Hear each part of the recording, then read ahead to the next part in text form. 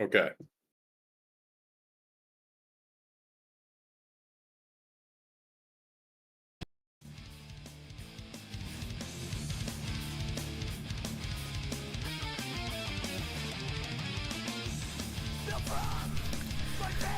What's up, Hessians? It's me, Chuck Schuldiner, the one and only, from the band Death, creator of such incredible records as Symbolic, The Sound of Perseverance, and those stupid fucking Controlled Denied records that your prog friend insists are actually really good. So I've heard that some of you so-called tough guys think that using the word gay in a derogatory manner is cool. Well, guess what, buddy? You're not going to be able to climb the Crystal Mountain with that kind of language. Oh, philosopher, you've just shown us how you know so much about nothing at all. Hey, Chuck, I heard you climbed the Crystal Mountain one too many times and got AIDS. He did die of AIDS. Oh, God. All right. It's okay, he's in Valhalla with Magic Johnson. Yeah, he is. He's doing awesome. And I hopefully everybody can actually hear my voice for once now. Hey, everybody in the chat, let me know if you actually heard Chuck Schuldiner speaking earlier, because I keep forgetting to fucking unmute myself, and I think I did it right this time. So, we'll see. Anyway, yeah, the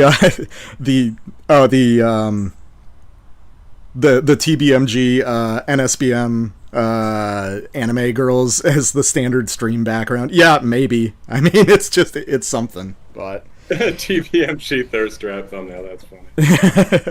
Oh, no, that's something else. Hey, it wasn't me who put that thumbnail up there. Oh, okay, good. Everybody heard that. I figured out that bit on the way back, driving back from work today, and I just really wanted to do it.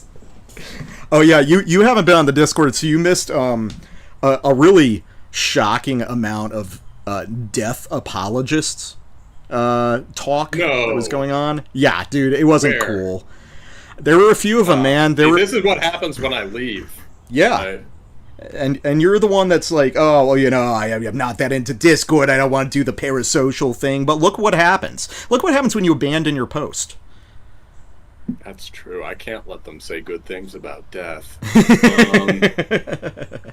Well, it starts gradually. First, they were just talking about guitar tones, and then they were talking about liking the records when they were kids, and then it came on to full-fledged saying that some songs were good, and we can't be doing that.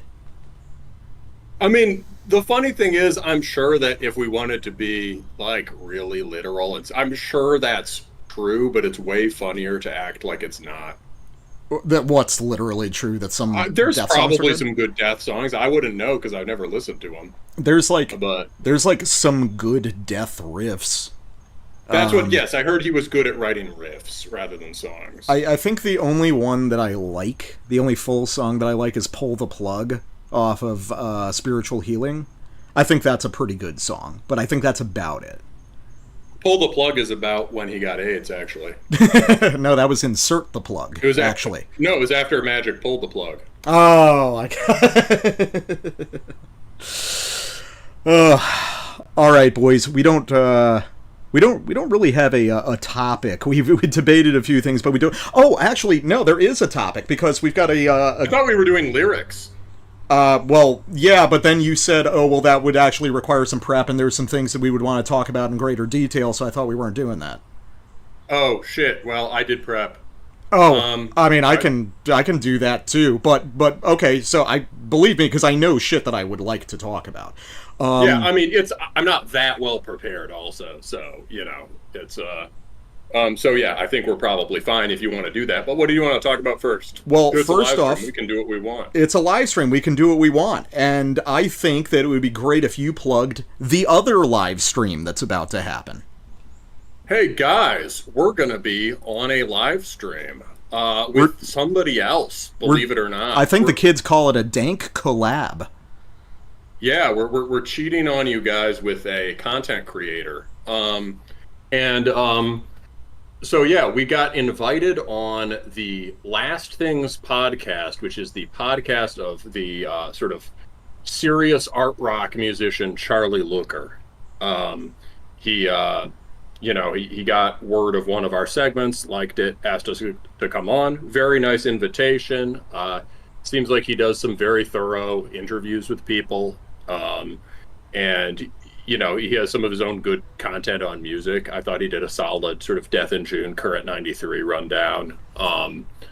And it should be interesting. He comes out of sort of the New York conservatory rock art metal scene, but seems to have his ear to the ground, like a lot of those guys, has his ear to the ground for other stuff.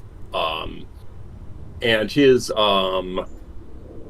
project his band is what? I think it's, I want to get his band. Yeah, it's Extra Life is his band, his main band.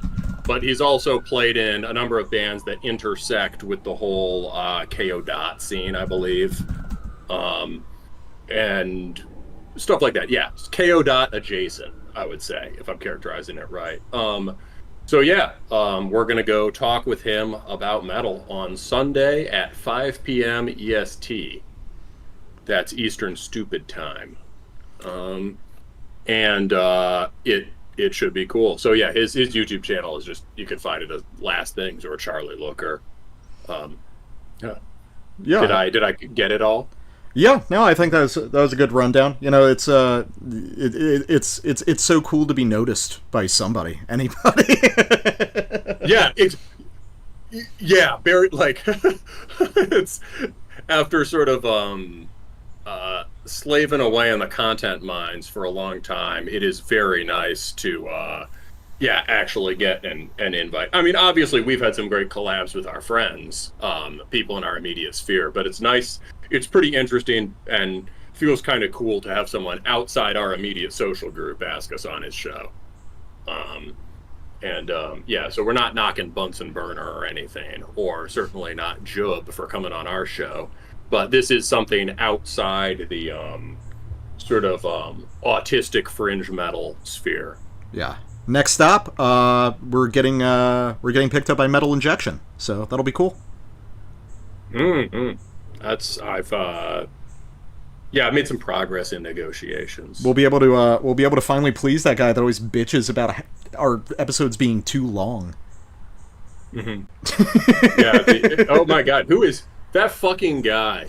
He's in the comments again. Yeah, I responded. I can't believe he cares enough about our show to tell us that the episodes are too long every single time. Yeah, I'm not really sure. I can't even fathom the thought process of just being like. Do you think it's just very high level trolling? Like, he never actually listens to them or hasn't in years. He just stops by to comment and he's really patient. But this is the first time we've ever responded. Like, you don't usually. I responded once. Oh, you did? I told him, there was look, I said, dude, if all you want is names of bands to check out, that's literally there in the description. You don't even have to listen to the podcast. Many of my best friends don't. They just read the description. Yeah. It's you think my girlfriend's listening to this shit? Fuck no. No. Well, actually, so with that out of the way, well, if you have if you've got a doc up where you want to if you want lyrics to be able to be on screen or something, I can just add a doc as the source so that I can copy paste in lyrics and stuff as necessary. Oh, that's a nice idea. Okay, I've really just got Metal Archives open, so I could copy paste stuff. Yes, you're gonna make a Google Doc in the Terminus vault somewhere. Yeah, I can just do that real quick. It's not a big deal. Okay, make a doc in as the source that's just in. Let's see, do we have a live stream folder? No, just throw it in. Yeah, that's fine because I'm just gonna raw. Yeah. Yeah. Hold on. Let me just put it in Terminus podcast. Yeah, sure. I can't let anybody see the document I have open with all the new Soto stuff in it. Mm-hmm. Let's see. Yeah, it's great to see there's been such a response to that episode, man. That is, yeah, that is a lot of fun. Well, no, that's probably exactly the wrong word for it. So,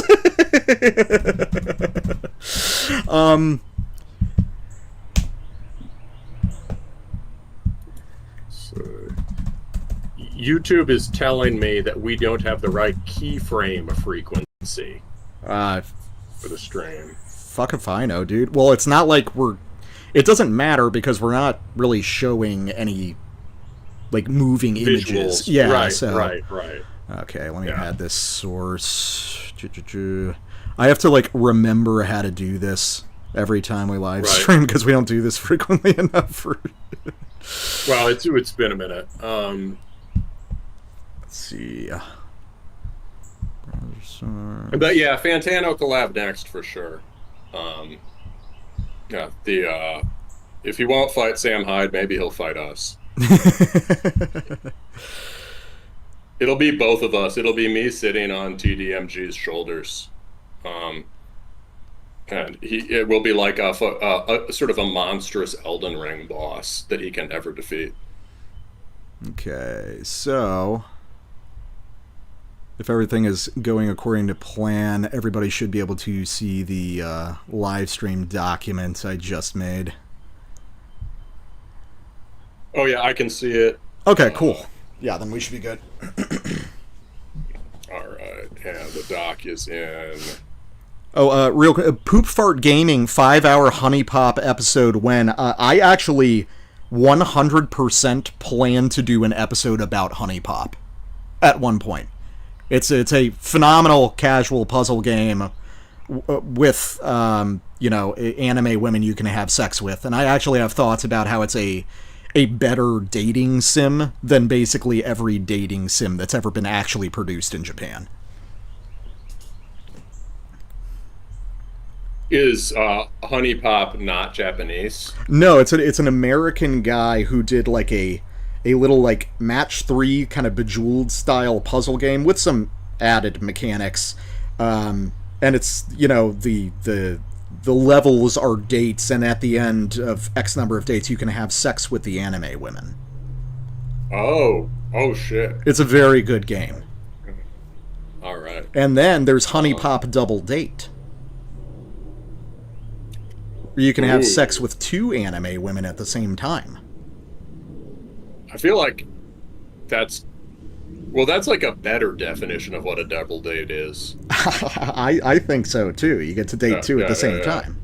But you have to be careful. If you pay too much attention to one of them, the other will get jealous, so you got to bounce between them. It's true Coomer stuff. Anyway, okay, so I've got... Someone else is saying, I have not listened to Death. I legitimately don't know. Yeah, we're in the same boat, Mr. Pibb. Dr. Pibb. Yeah. I think I listened to Scream Bloody Gore once and was like, this is boring. Yeah, I don't know why people would listen to... I think you just end up Googling death metal and you get it as a kid, and that's how you get into it. But, I didn't listen to death until I had already heard Morbid Angel and Deicide and Cannibal Corpse, so it's like, Right. What was the point? Yeah, I think, similar story here. Yeah. I can't remember the exact chronology, but it's possible I'd heard like Slaughter Strapato before I heard Scream Bloody Gore. that is a very that's a very punk guy thing to do. So yeah, that Death Strike, all that. Anyway, all right, so we actually threatened this, I guess, for a little bit of background. We threatened this back on the Terminus Omega 2024 live stream. An idea about doing a live stream that's sort of centered around metal lyrics.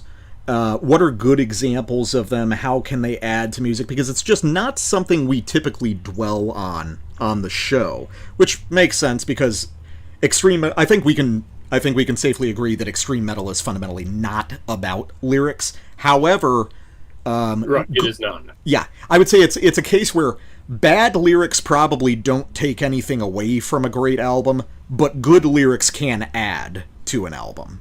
Does that seem fair? Yeah, I think that's absolutely fair. Maybe like really bad.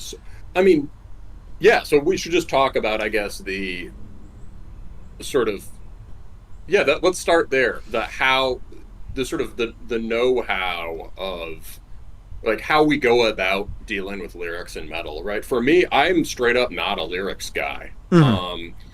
It like I've learned to pay more attention to them over the years. But let me tell you, I've gone like it was like easily a decade before I started trying to seriously tell what Ian Curtis was saying. Aside from the few phrases that jumped out to me, some of which I misheard. Um, and that's a guy with audible lyrics. So I'm generally much more interested in the sounds, which is why metal is a good fit. But I think, like a lot of people, I imagine there are a lot of people who do not jump to the lyrics at first, maybe not at all. And so I think one of the most important things really is just album titles and track titles.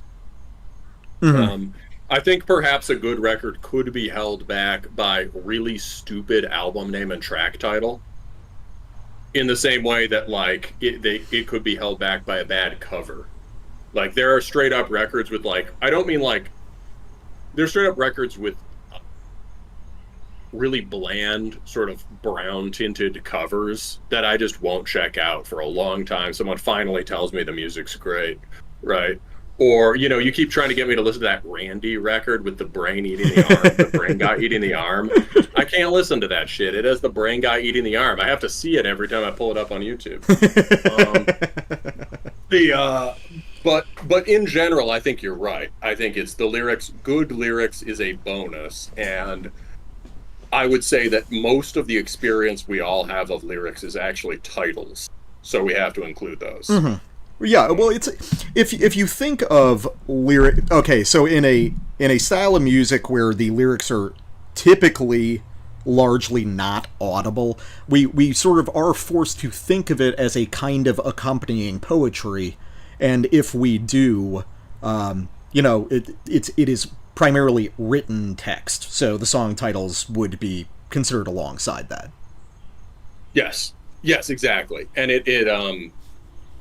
yes, it's the document, it's the text that goes alongside the music. And I think that's right. And I think, I mean, I know probably some people who are listening to us actually do the sort of the hard copy ritual where they will sit down in the dark with a record and like read the lyrics as they listen to it.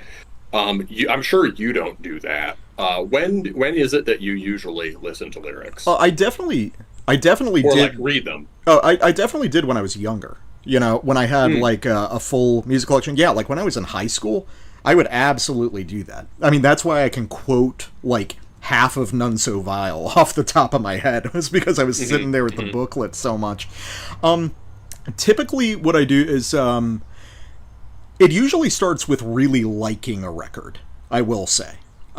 If Yeah, I'm lukewarm on it, I'm probably not gonna even check for the lyrics. So there's this like yep. pre-existing requirement that I'm really interested, and then I'm probably going to check out lyrics for the songs that I find the coolest on the record. Or if Mhm.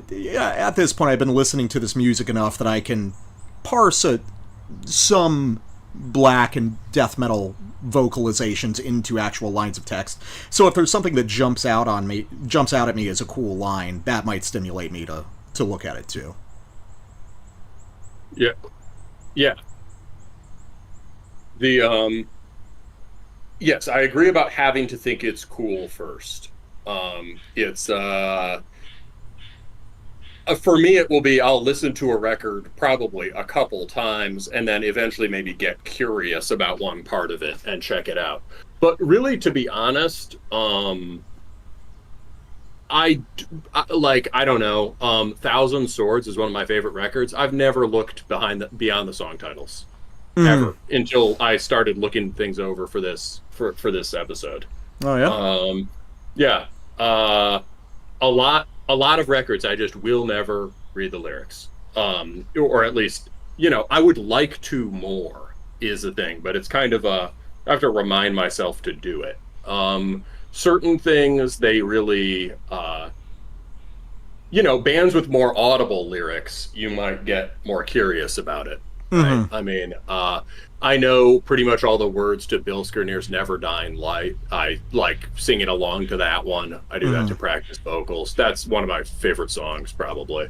So, there's some bangers with memorable lyrics that you look up. But yeah, it's not the first thing I go to, and it's something that I will go to if I really want to understand the art as a complete package. Mm-hmm. And it really is an interesting point you say, where because you can't hear the lyrics for the most part, it does become you have to factor the accompanying text and the artifact, the physical media into the artwork as a whole, and you're sort of reading the text in dialogue with the music, and trying to look for what as it's like, what added value do I get out of knowing what the lyrics are? Mm-hmm. Mhm. Yeah. Um. Anyway, yeah. Rudy says jism lyrics and titles over all other things. So with that, do we want to get to examples?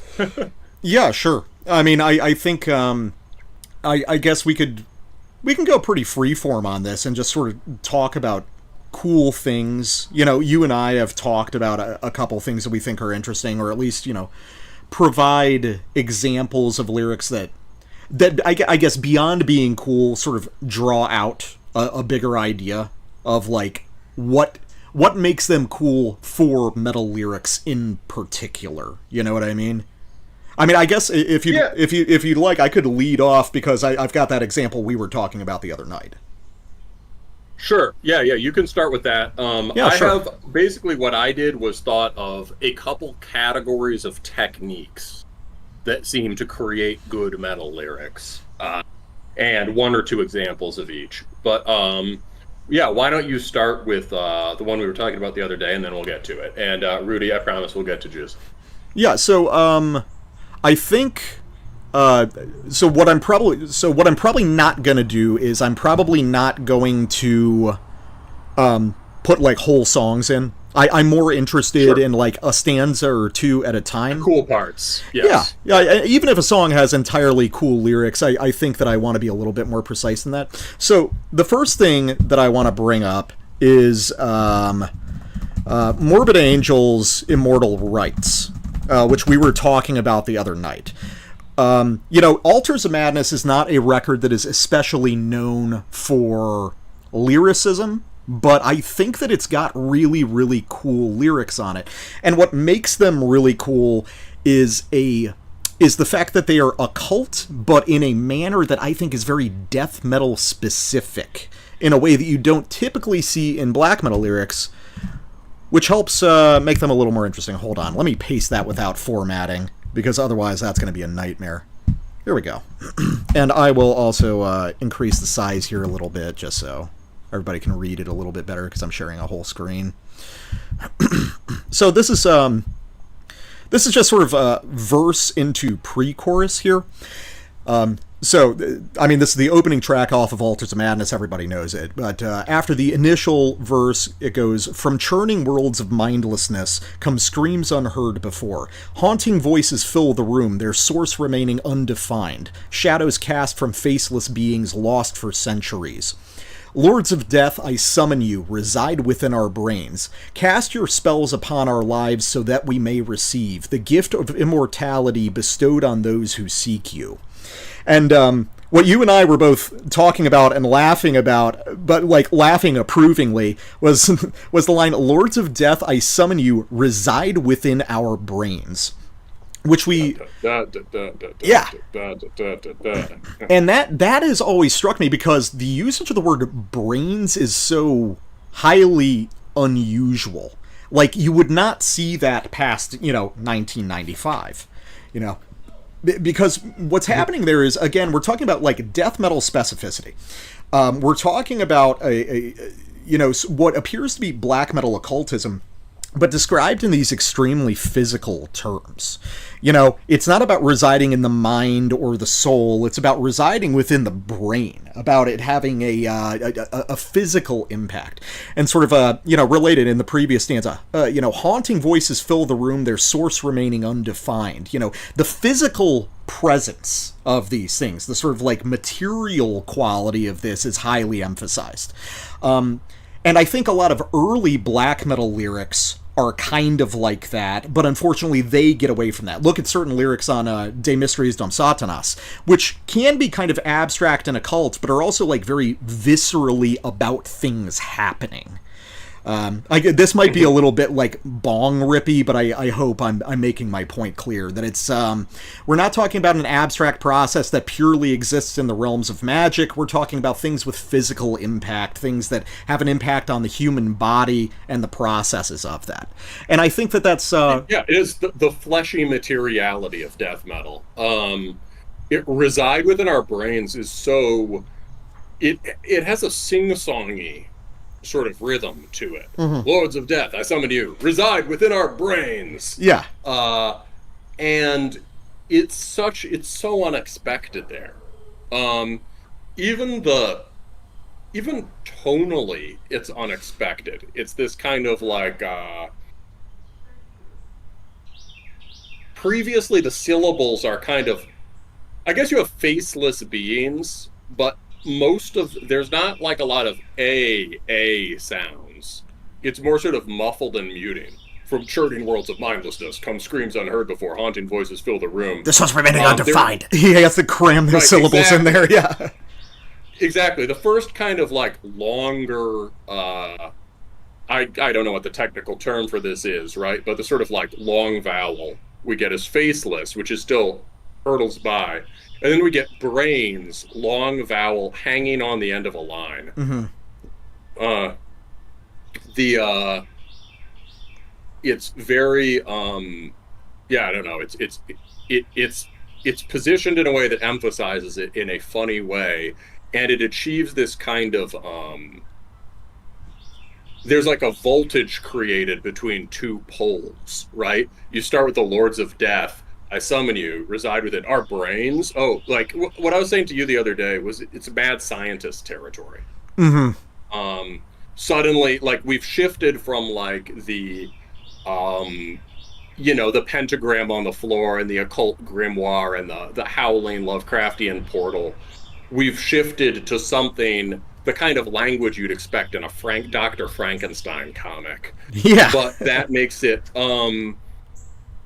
but that's way heavier than the alternative. They're not just like possessing your mind or inspiring your spirit. Their demons are rattling around in your or squishing around in your synapses. Mm-hmm. Yeah, I love the it's like you said, that I think there's a missed opportunity in a lot of modern death metal to, like, we can still, again, always getting back to it, sort of black metal hegemony, seeding the occult dimension to black metal really means that we lose this sort of, corporeal take on it that I think is really effective and cool. We're not, I mean, these things aren't scary because they exist purely in the realm of philosophy, they're scary because they could have an effect on you physically, I don't know. Yeah. It's just a good example of a non sequitur, a seeming non sequitur that creates this polarization, and then there's this transfer of energy. I mean, I already kind of said that, but like, there's a dissonance created that your mind instantly fills in. And in crossing that gap, there's a very original and powerful poetic image. This kind of like transformation that happens. It's really cool. Mm-hmm. Rhythmically, there's also, it's very downbeat. Deca. It's the opposite of an iamb. I'm going to forget whatever those are. But, opposite of an iamb. A troche, da da da da da da da da da da da da. It's mostly that feel, except when it has kind of a except when it kind of has a pickup at the beginning, like from Churning Worlds of Mindlessness. But it resolves into this thing where they'll do the downbeat, da da da da da da da da da, and they'll cut it off at 13 syllables rather than 14, so that you have the line ending on the strong syllable. Lords of Death, I summon you, reside within our brains. Right? We don't have that last da da. Cast your spells upon our lives so that we may receive. Right? There's no like, so that we may receive it or something. It also means that most of the lines are 13 syllables, which, for all I know, was completely deliberate. It's certainly a fortunate accident. It makes, it's cool. Yeah, I appreciate the, which is actually similar in terms of like rhythmic delivery to what would end up happening in a lot of second wave black metal with those like, deliberately extended final syllables. Like, I always make fun of early Emperor for that, because Isan always ends every line with a big blah. Yeah. Yeah, that's true. It's the other thing is that you could say that rhythmically it's like a blast beat, just that it's not happening not as fast, but the daka daka daka daka daka daka daka daka daka daka daka snare kick snare kick snare kick. But yeah, so okay, Immortal Rights is a cool song.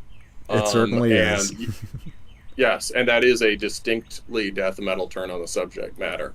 All right, do you have anything building on that, or you want to? Yeah, I mean, I can. Hang it over to me.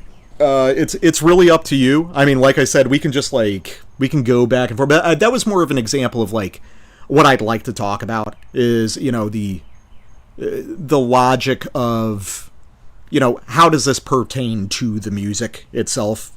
But I do have something that can kind of expand on that in particular. Wait, real quick, Rudy. Yes, that's absolutely how I hear that line. Ah, the Satan. Ah, the Lucifer.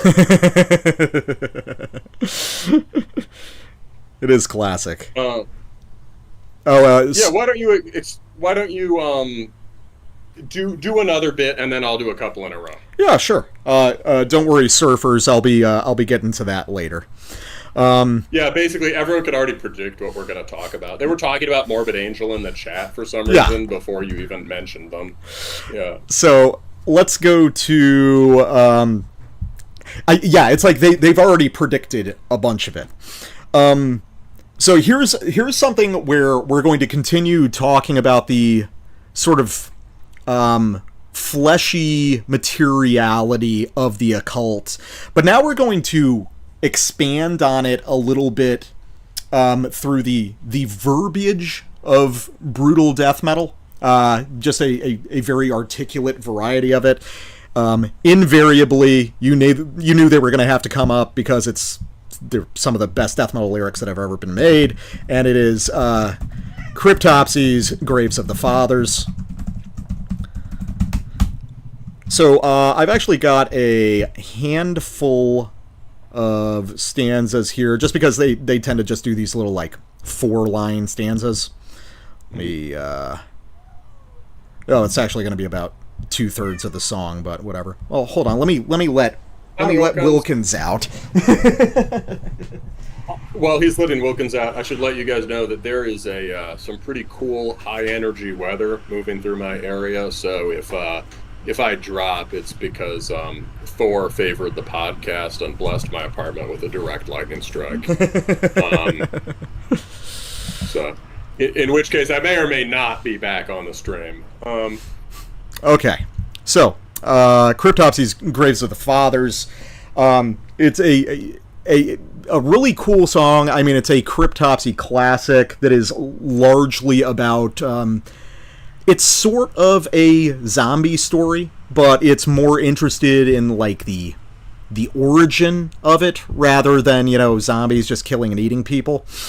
And the first handful of stanzas go like this.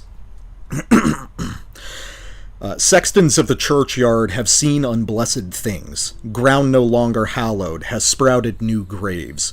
Descendants of clan that usurped maternity, hear whispers in their blood, this summons of the fathers. Adherence to the principle of man by woman born, anachronistic ritual soon to be obsolete. Forgive me, Father, for I know not what I do. My grave beckons as irresistible as drawing breath.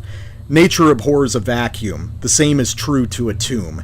It cannot be empty, a barren womb of plenty. A vacant grave must be filled, for this the Father's will. Material birth be abjure, a mother's cunt is unpure. Ah, man, it's so good. Though that stanza of dialogue lives in my head constantly. You know, forgive me, Father, for I know not what I do. My grave beckons as irresistible as drawing breath. So it's such a powerful sort of Victorian bit of imagery there.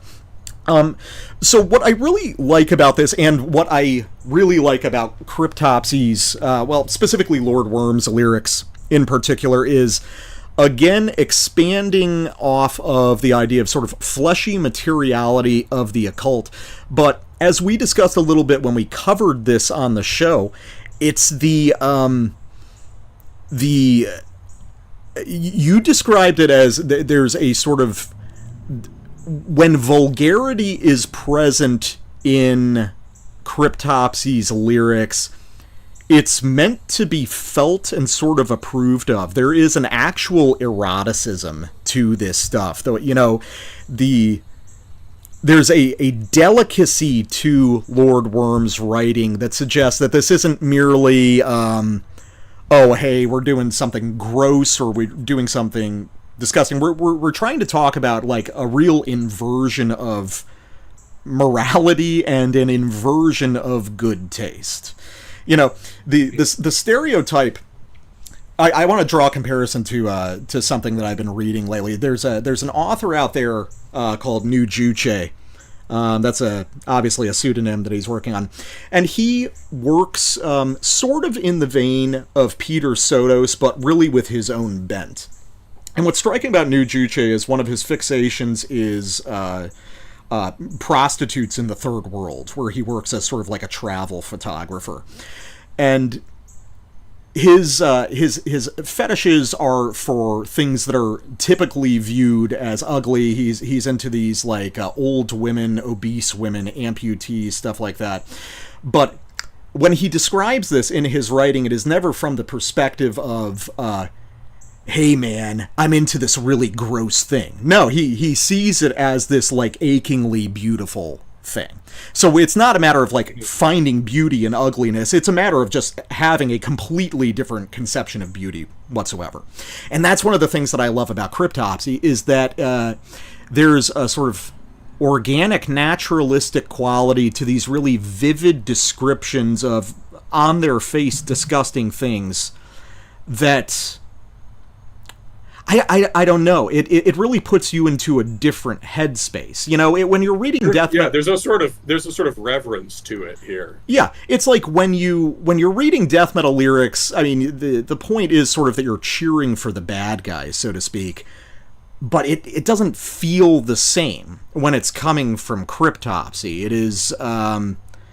I think it's actually embracing this sort of, you know, Byronic hero of Satan thing more effectively than most of the goth bands do, just in this deliberately perverse and vulgar way that's designed to draw something out of the reader. And I think it's very cool. Mm-hmm. So can you tell me what the plot is of this song? Well, this one is a little bit cryptic. So, you know, the final lines go, "Forgive me, Father, for I know not what I do. I leave a void to fill one. Hear my prayers from far below." So, there's something about a cycle of death and rebirth into something unpure. You know, a sort of reverse purification or a corruption process that's going on. It's not very specific. I wouldn't say that there's... So it's like, you're like trying to enter the tomb to reemerge as... You're trying to eschew... You're rejecting the idea of being reborn by a woman's womb and in this sort of perverse search for purity. you're attempting to die and be reborn out of the ground. Is that the general idea? That seems to be a sort of like a nature as Satan's church kind of thing, and it's also a theme that has been worked by Cryptopsy before. On their first album, Blasphemy Made Flesh, there's the song "Gravaged a Cryptopsy," which is about something like pretty similar. And let me just find a couple lines for that. I won't bother to copy them in.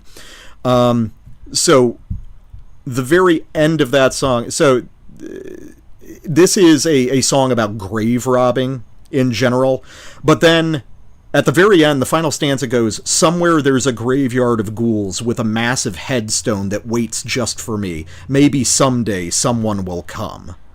And before that, "As I tear apart the dead things, I anoint them with my seed and gain new insights into death with their consumption. Yet I wonder, what if I were something dead?"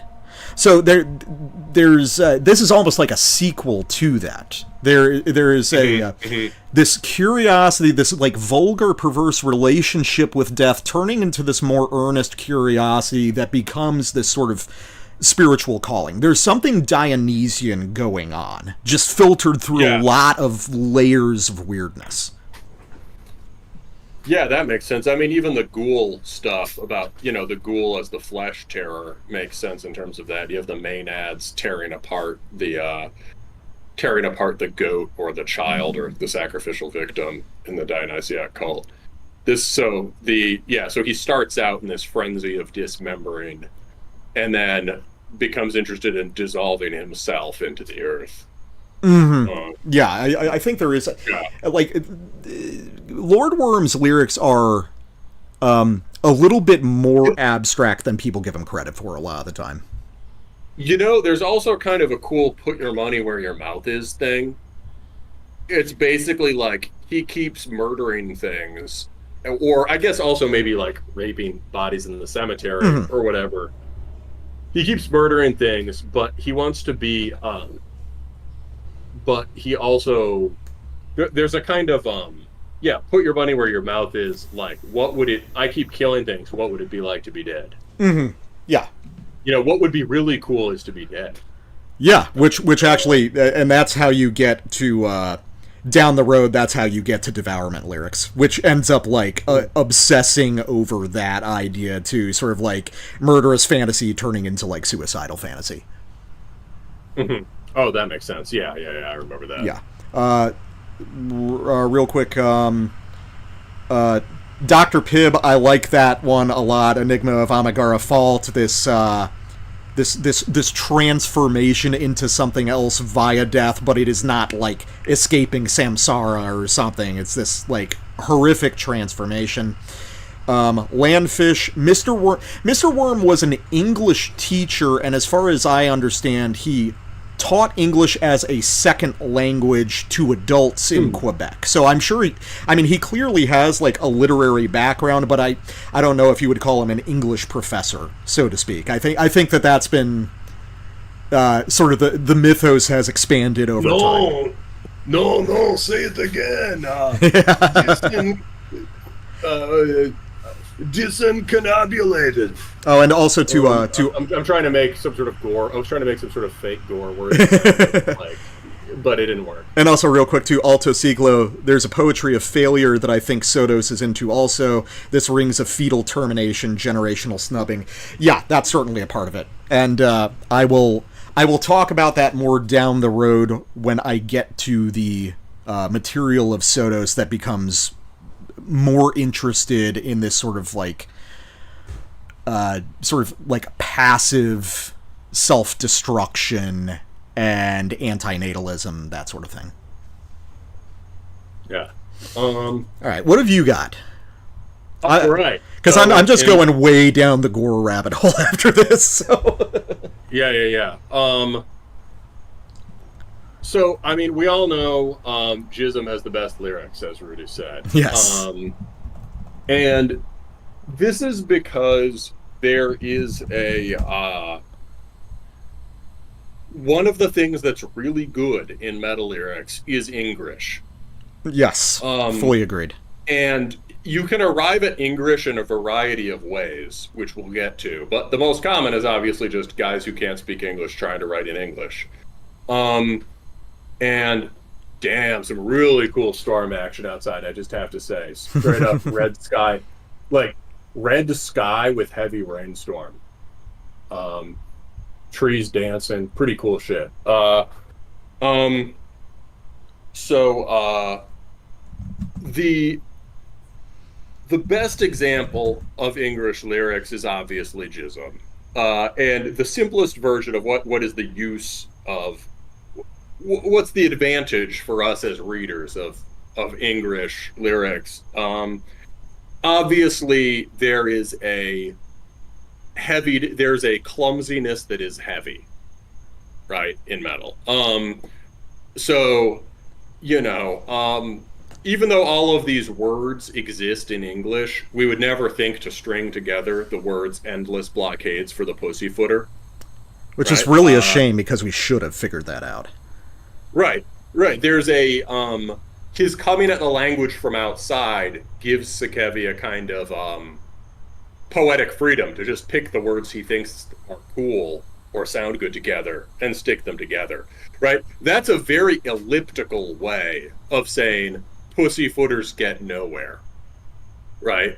It gives it the elliptical riddling quality of poetry where suddenly we also have a concrete image there instead of just saying, oh, pussyfooters, basically saying, pussyfooters fuck off, or you know no use for moderates, etc. It gives us an image. What even would it be like to see endless blockades? The instead of saying the thing with the simplicity or with the smoothness of everyday English, he says the thing in this remote, clunky way, and says it with a greater directness because it's more concrete. It's not the sort of helpful abstractions of everyday language, or not the sort of the helpful conceptualizations of everyday language. This is just abstract image, endless blockades for the pussyfooter. Specific lyric-wise for Jism, I think document 1 is where we have to go. Let's see. I'll type this out. Well, you can cut and paste. Yeah, I'm allowed to. Oh, okay. Oh, sorry. Yes, that's what I meant. Yeah. Hmm.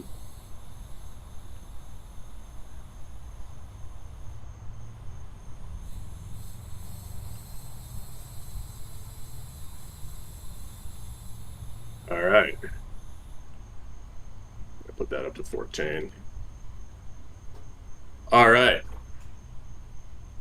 She stalk in the sewers. Chemical attack. Total war. Head cut off with my teeth. Hysteria. Station doom. Just the information they owe you.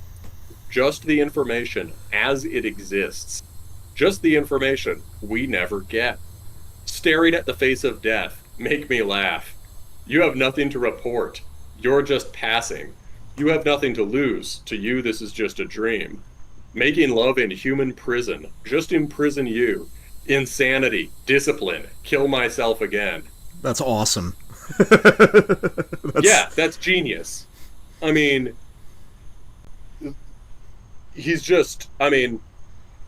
a lot of what Jism is about is the fractured state of post-war Japan.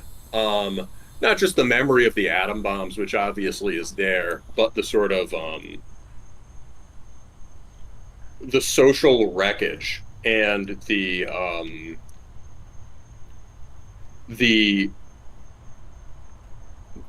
coercive, the sort of the violence of America attempting to install the new regime, right? The puppet regime. Simultaneous with what else was happening, what else the U.S. had gotten up to in that neck of the world since, right? I mean, in Vietnam and whatnot. That would all be very salient. But the the interesting thing is that what he's really tuned into is the kind of bureaucratic and administrative aspects of war.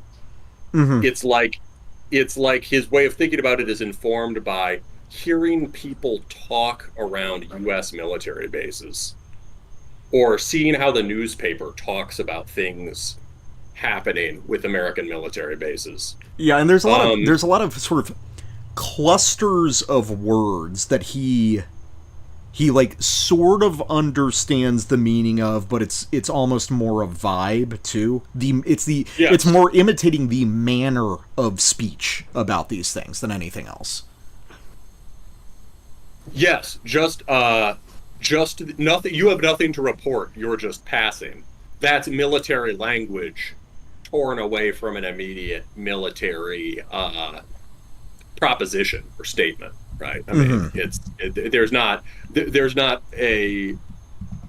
everyday communication happening there, right? But he knows soldiers report. You have nothing to report. You're just passing, and the information part is amazing.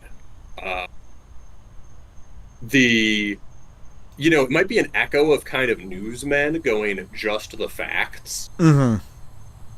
And he's laughing hysterically at this notion that the reporter ever gets the facts. Yeah. Just the information they owe you, you think. Just the information as it exists. Again, we would say just the facts. That's a song by Television. That's on Marquee Moon. Just the facts. But again, there's nothing. He sort of warped it away from that plain-spoken American the American pretense of being plain-spoken and everyday, and just the information as it exists. That's insane. Mm-hmm. That's not like how anyone speaks English, but it makes you. What does it even mean to talk about information as it exists? Right? It makes the idea seems absurd. Right? What does it mean to have just the information, unfiltered by anything? Just the information we never get. And then we get great English. Staring at the face of death, it pretty clearly should be makes me laugh.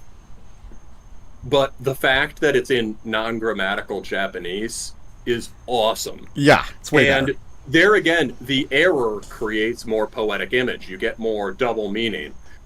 It also becomes an imperative. Staring at the face of death, make me laugh.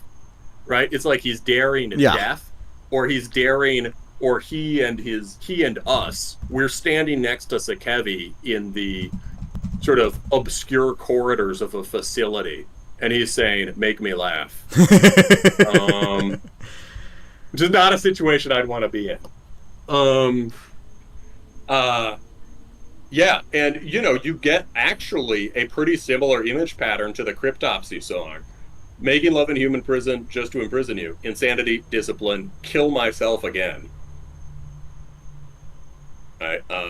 There's also confusion about one other important thing about this that would, link it to, I don't know, Baudelaire or Lautréamont or just classic sort of decadent poetry and whatnot, is confusion about who is doing the violence. Mm-hmm.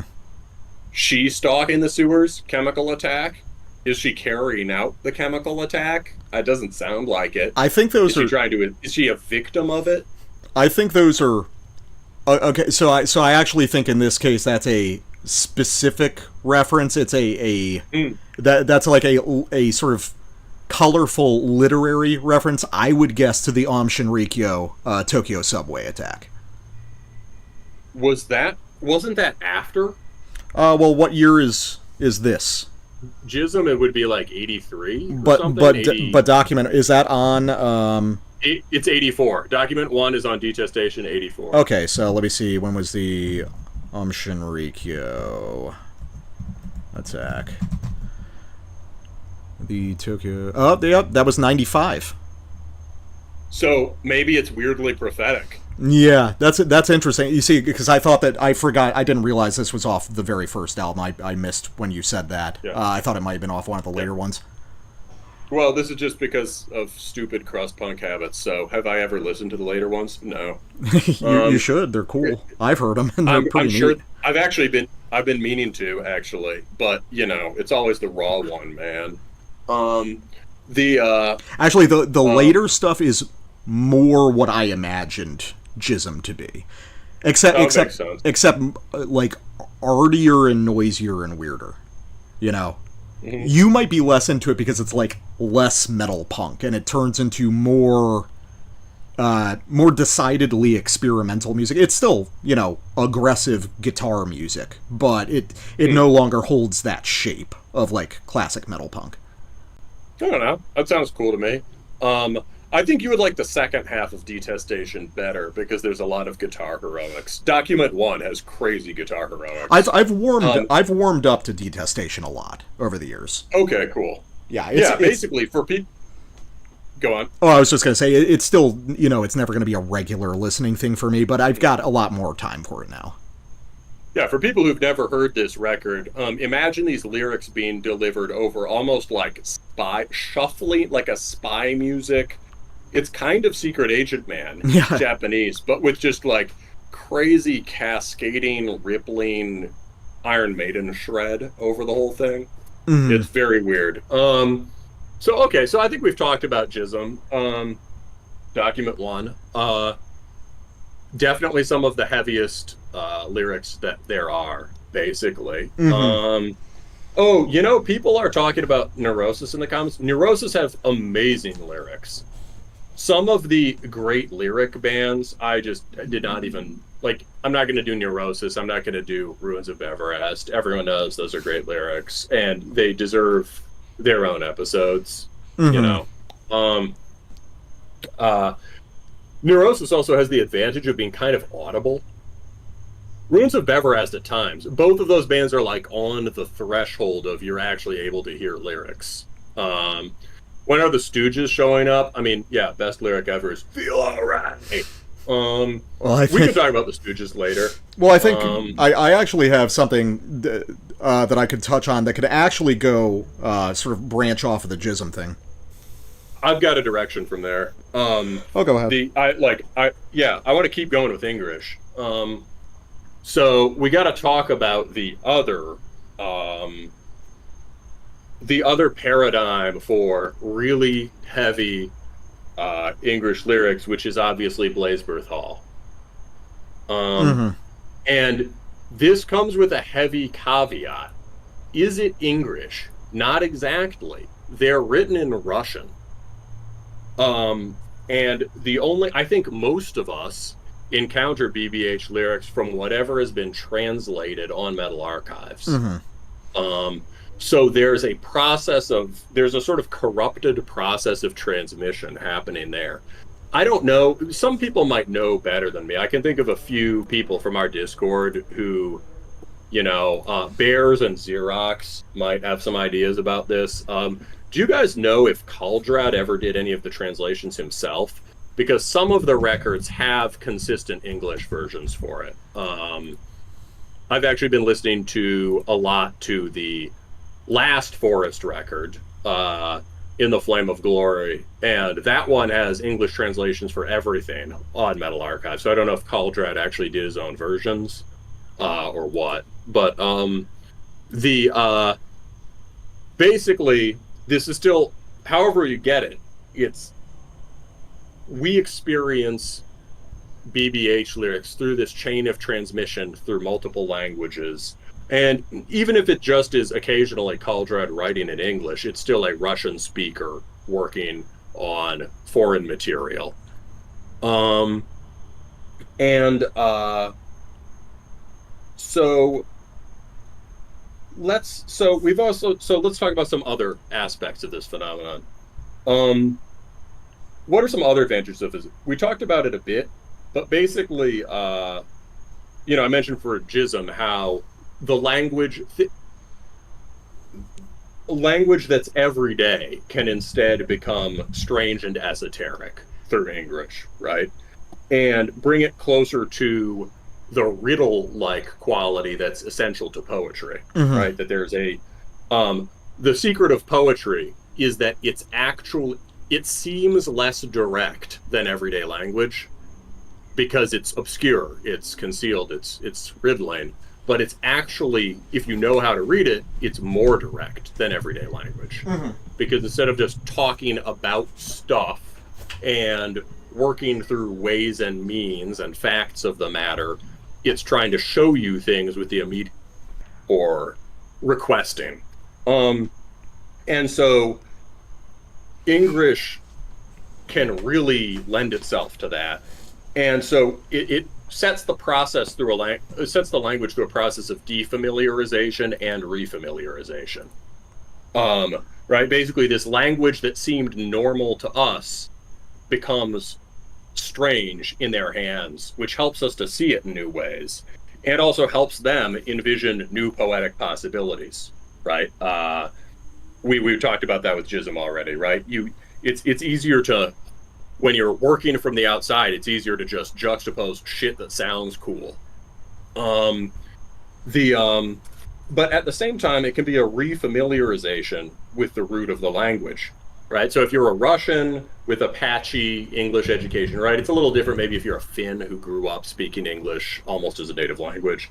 But for Russians who grew up at the end of the Soviet Union, Kaldrad and company, they had to reach into English for in my notes, I hadn't really thought through some of the weird thing where really what we're talking about is Metal Archives translators. So let's just say through this process of transmission, you get what's really essential in the language. You get a focus on simple elemental images, which is the language of myth. That's also just something Kaldrad does in Russian. That's very clearly part of his preoccupation as a writer, is this focus on simple elemental images. But through the garbled transmission, it can become even more so. And also, the translator has to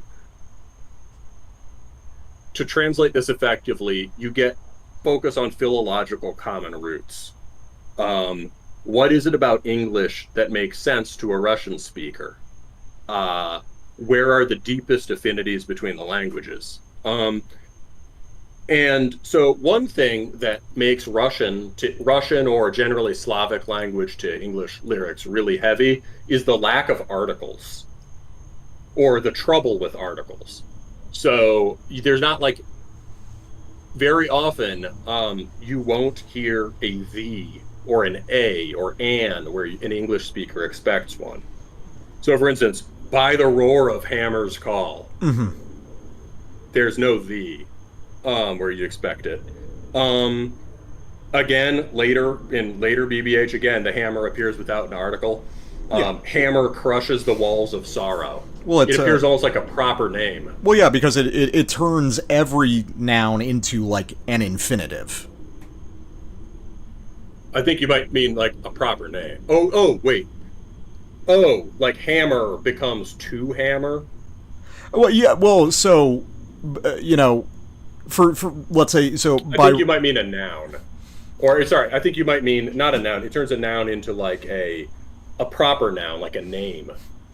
Well, I think that it less that it's a name, but rather than it turns it into an abstract force. Instead of by the roar of the hammer's call, it's a sort of infinite quality. It's like an imperative, it's... Yeah. So that's what I mean by the proper name, kind of. You're denoting, it's like the name of a god, basically.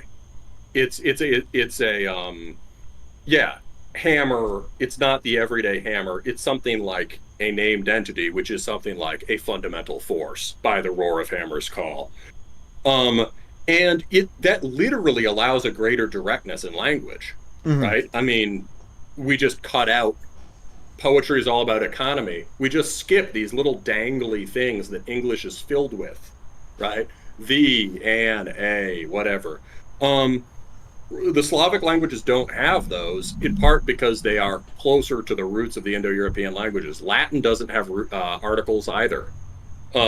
Articles are kind of like handy pointers that have cropped up more and more as the languages have developed and modernized.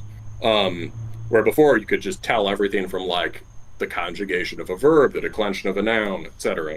Um, so yeah, literally we're cutting out the fat and getting right to the point and condensing things. And and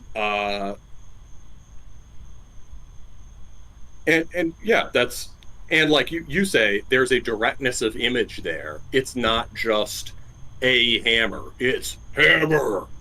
Um, and it also allows for sort of like the creation of words in ways that might make sense within modern English, but that we never do, right? So the compound for dooming, that might be a modernization of something that Kaldrat is getting from Norse or Saxon, because it's Anglo-Saxon, because it sounds so Germanic. But we don't really have that word. We have foreboding. But it makes sense that you could foredoom. Doom being not just thing bad happening, but doom being destiny, fate. So sort of for marking out the doom, marking out the fate, is a really crazy and heavy image. And that I'm thinking there, we all know these titles, but I'm thinking of foredooming the hope for eternity. And or you get other things like they just freely make a lot of compounds, which were more common in Old English and Norse. So like fire spear or whatever. And then we get the opposite kind of thing where sometimes they'll use an article where you would never expect one. So the best song title by Sternatus is "Where the Lightnings Are Pounding." That's really good. Yeah, right. It's not just where some lightnings are pounding. It's they. It's where all of them are pounding. And it relates to what you said too, because it's like they're not just this lightning, that lightning. They're the lightnings as a encompassing metaphysical entity or force, right? There's also something English about pounding. It's the thunder that pounds, usually, right? But in this case, the lightning is pounding, which makes the thunder. And we can get into Roar of Hammer's Call like that, too. What do you think? What does that image suggest to you? Roar of Hammer's Call? Yeah, by the Roar of Hammer's Call. Well, it actually, sort of going back to it, makes me think of thunder. Yes. Yeah, specifically. Yeah, and what it is a kenning for thunder in the sort of this sort of like riddling analogy that you get in Scandinavian poetry. I think Kaldrat has spent I don't know if he speaks English. I think he reads Old Norse, or he's read it in translation into modern English or something. Yeah. But of course these figures exist in Irish poetry too. They probably exist in Russian stuff. But the Roar of Hammer's Call is this paraphrase way of saying it's more roundabout than saying the thunder, but it also is more direct because it gives you this majestic image. And right, the hammer, of course, is Thor's hammer. So, and what does it mean for the hammer to have a call? That's an English speaker would never think that the hammer could call, because that's like speaking. But the hammer calls, and what it calls with, right, in this kenning logic, what is the hammer's call? Well, I guess it must be thunder, and thunder has a roar. So there's also kind of a redundancy here, right? The roar is the same as the call, but they're both there and they're adding something to the idea. Yeah. Well, I would suggest that it's like almost certainly derived from Old Norse, because there's a particular almost like theological or religious mode of speaking going on there, because there's there's passages in the Old Testament that have a sort of a similar vibe to him. Like the one that always gets me is I forget which verse specifically, but a passage in Deuteronomy where it says I will make my arrows drunk with the blood of the conquered, which is sort of a similar sort of like specific personification and like humanization of the weapon. Yes. Yeah. That's yes, they become like serpents or birds of prey. Hmm. Um, yeah. By the way, I see there's lightning outside. Shout out to Thor. Um, the so yeah, so the it is certainly theological. Reading through again, I never read through Blazebirth Hall lyric translations until just now. You just get it from the song titles. Yeah. They're fucking awesome. And yes, they are deeply religious Norse Rus pagan poetry. I did think of one specific thing I wanted to pull out to get to a little more of that. Let's see. This is from In the Flame of Glory.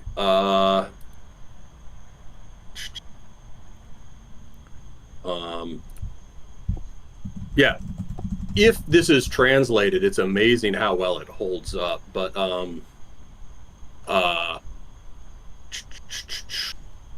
okay, this is the first track. To dare, to burn, to fight.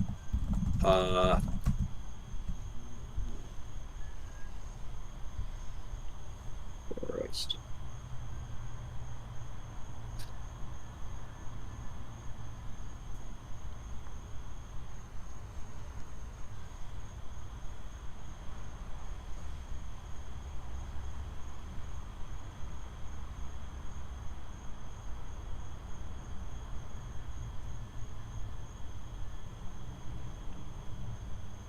His winged, firm sail of raven dark is always drunk with fiercest wind. By the flame of heroes, the wind fair enough for us and for death, to descend from skies as undead immortal horde, when Father High of Battles will triumphantly open the gates of Valhalla, all the gates of Valhalla. You have to read it like that. Well, yeah, of course. It's so his thinking of I don't like thinking of Odin as having a ship is an interesting idea. It's not one of the things he's typically linked to. And you can't really tell what's kenning what here. His winged firm sail of raven dark. Is that the wings of Odin's ravens? Is that Odin's wings, which, I mean, really, in a sense, he has? Are we imagining a ship of the, like a ship burial kind of scenario? Odin piloting an analog to the long ship through the heavens.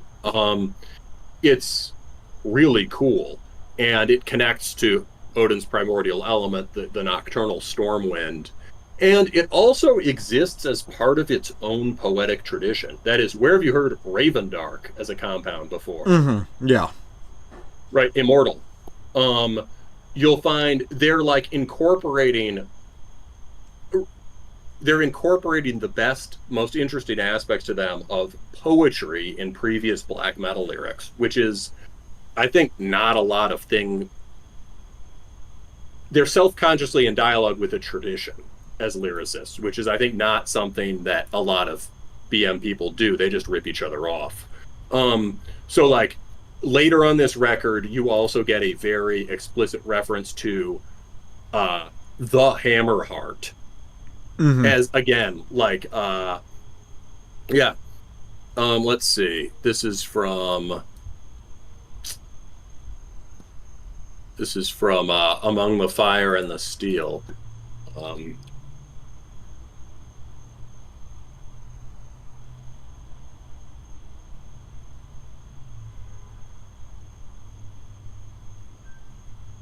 Oh, whoops, sorry.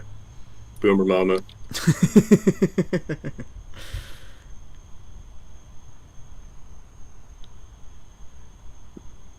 need to call customer service. Yeah, you can if you just right click and hit paste without formatting, you won't have to. Oh, of course I do that in Word all the time. I knew that. I just forgot it because we were streaming. Well, that's all good. All right. The calling horn of war, encouraging blood with fire, unresting pulse of the conqueror, crush the ice of calmness, intoxicating rhythms of thunder strikes to the forthcoming battle, and hammer, hammer, sweep away the shields of foe. So there, I think you know, uh, when Quorthon used that, right, Hammerheart is kind of like an encapsulation of a heroic image or whatever, right? It's kind of a motto. Here, it's like an direct invocation. It's a name given to Thor. Um, and it's like it's now like some sort of concept or principle that Forrest is invoking, right? It's like, that from Bathory. Well, I call upon it now. So I think that's very cool. And I think Immortal is all over Blazebirth Hall's way of writing images, because as we talked about when we reviewed Battles in the North, there's a poetry to Immortal lyrics, which is Sons of Northern Darkness. We haven't done Battles yet. Oh, sorry, the other one. See, I can't even tell them because they use all the same fucking words. Yeah, which is good. There's like, yes, exactly. We could talk. I mean, fuck, we could do some Immortal lyrics tonight, but it's Immortal has this deliberately restricted palette where literally everything is ravens, ice, storm, axe, sword, battle. It's all just aspects of Odin basically being reconfigured over and over again in this obsessive way. Like the ostensible content of the lines, whatever narrative, doesn't really matter at all, as much as the way these elemental entities and forces are crashing off one another. And I think Blazebirth Hall really picks up on that. Yeah. No, they're... some people were talking about, like, Skepticism, Stormcrow Fleet is having great lyrics, which is correct, and these are almost like a wildly black metal version of Skepticism lyrics, just sort of like elemental natural forces. Yes. Yeah. And, the album art for these Blazebirth records are incredible, and they capture that. Sort of swirling vortices of frost and wind. Somebody, Shaman is mentioning Samain. Yes, I figured we'd sort of explored that a bit in the review, but yeah, Samain has amazing lyrics that really read like they're just out of the Cattle Raid of Ulster. Samain has a willingness to commit to the weird and the ugly and the potentially things that can be potentially misunderstood. And that's really cool. They put themselves out there. We could talk about, I think I've got a similar example later on, but you've got some stuff you want to queue up. Sure. I'm going to go piss and maybe shake some instant coffee into life. Okay. I'll be right back. All right, I'll entertain the crew. So, responding to a few comments, a bunch of people have been talking about vehemence, U.S. vehemence, not vehement. So U.S. vehemence has cool lyrics, but I think that they really need to be, like, read alongside listening to the song. I don't think that they work great on their own. They're cool on their own, but I think they're at the highest effectiveness when the vocalist Nathan something, I'm forgetting his last name, I think he had a real sort of evocative manner of delivering those lyrics that really punches them up. Let's see what else. Clandestine Blaze. Yeah, I've read some of them. Those are cool. Surfers talks about Conate. Yes, Conate, again, has really cool lyrics, but, again, really needs to be delivered in the context of their music for it to really work, I think. So that's, I think that we're kind of trying to stick with stuff that really stands on its own. Like, if you just read this in isolation, it would hit you the same way as when you're listening to it. I know that Hack's Process was talking about this earlier, and Surfers also mentions Immolation. I don't think Immolation has bad lyrics. Like Hack's Process, he said that, Immolation has quote-unquote bad lyrics that he likes. I don't think that that's correct, though. I think that Immolation's lyrics are often very good. I just don't think they're doing what they say on the tin. Like, when we covered the last Immolation record, I think it was called Act of God or something along those lines, I made the case that other people have made, which is that Immolation lyrics are really like lapsed Catholic lyrics. They're not really anti-Christian. They always have the sense of someone who is disappointed in the nature of the church, or maybe God, or, the state of Christianity. It's not really against it morally, though. That's also... But I think it works in Immolation because they're good writers, whereas it doesn't work in Deicide because it's like he's a shitty writer, and the lyrics are especially absurd when he puts on all this satanic posturing, but what he really seems to be is like disappointed in God. Grave Pilgrim does have good lyrics. Axis of Advance, again, has very good... Axis of Advance has excellent lyrics, but very weird to read on their own. Let's see.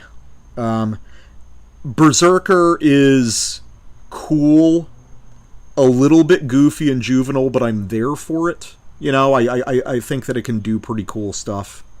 And Portal, I've never been a Portal fan, so I've never paid attention to their lyrics in particular. Back to people talking about Stormcrow Fleet. Yes, Stormcrow Fleet has incredible lyrics. All Skepticism has incredible lyrics, but again, I've mentioned it before, talking about Skepticism is...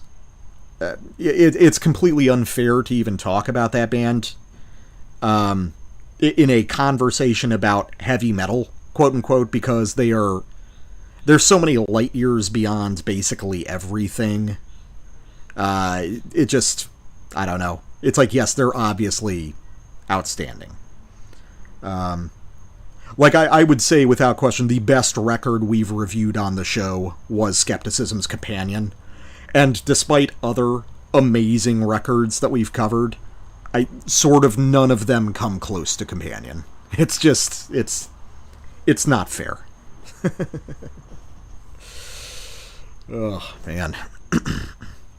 And, when the black metal guy gets back, I'll go on a quick little tear of, death metal stuff that's, very upsetting. Rotten Peace, Godflesh has cool lyrics. There's just not... Again, probably relies on the weight of the music behind it to really carry them. It's kind of like... It's very similar to Swan's lyrics. Old Swans. Really cool, but really kind of need everything else to carry them. And Ruins of Everast, phenomenal lyrics.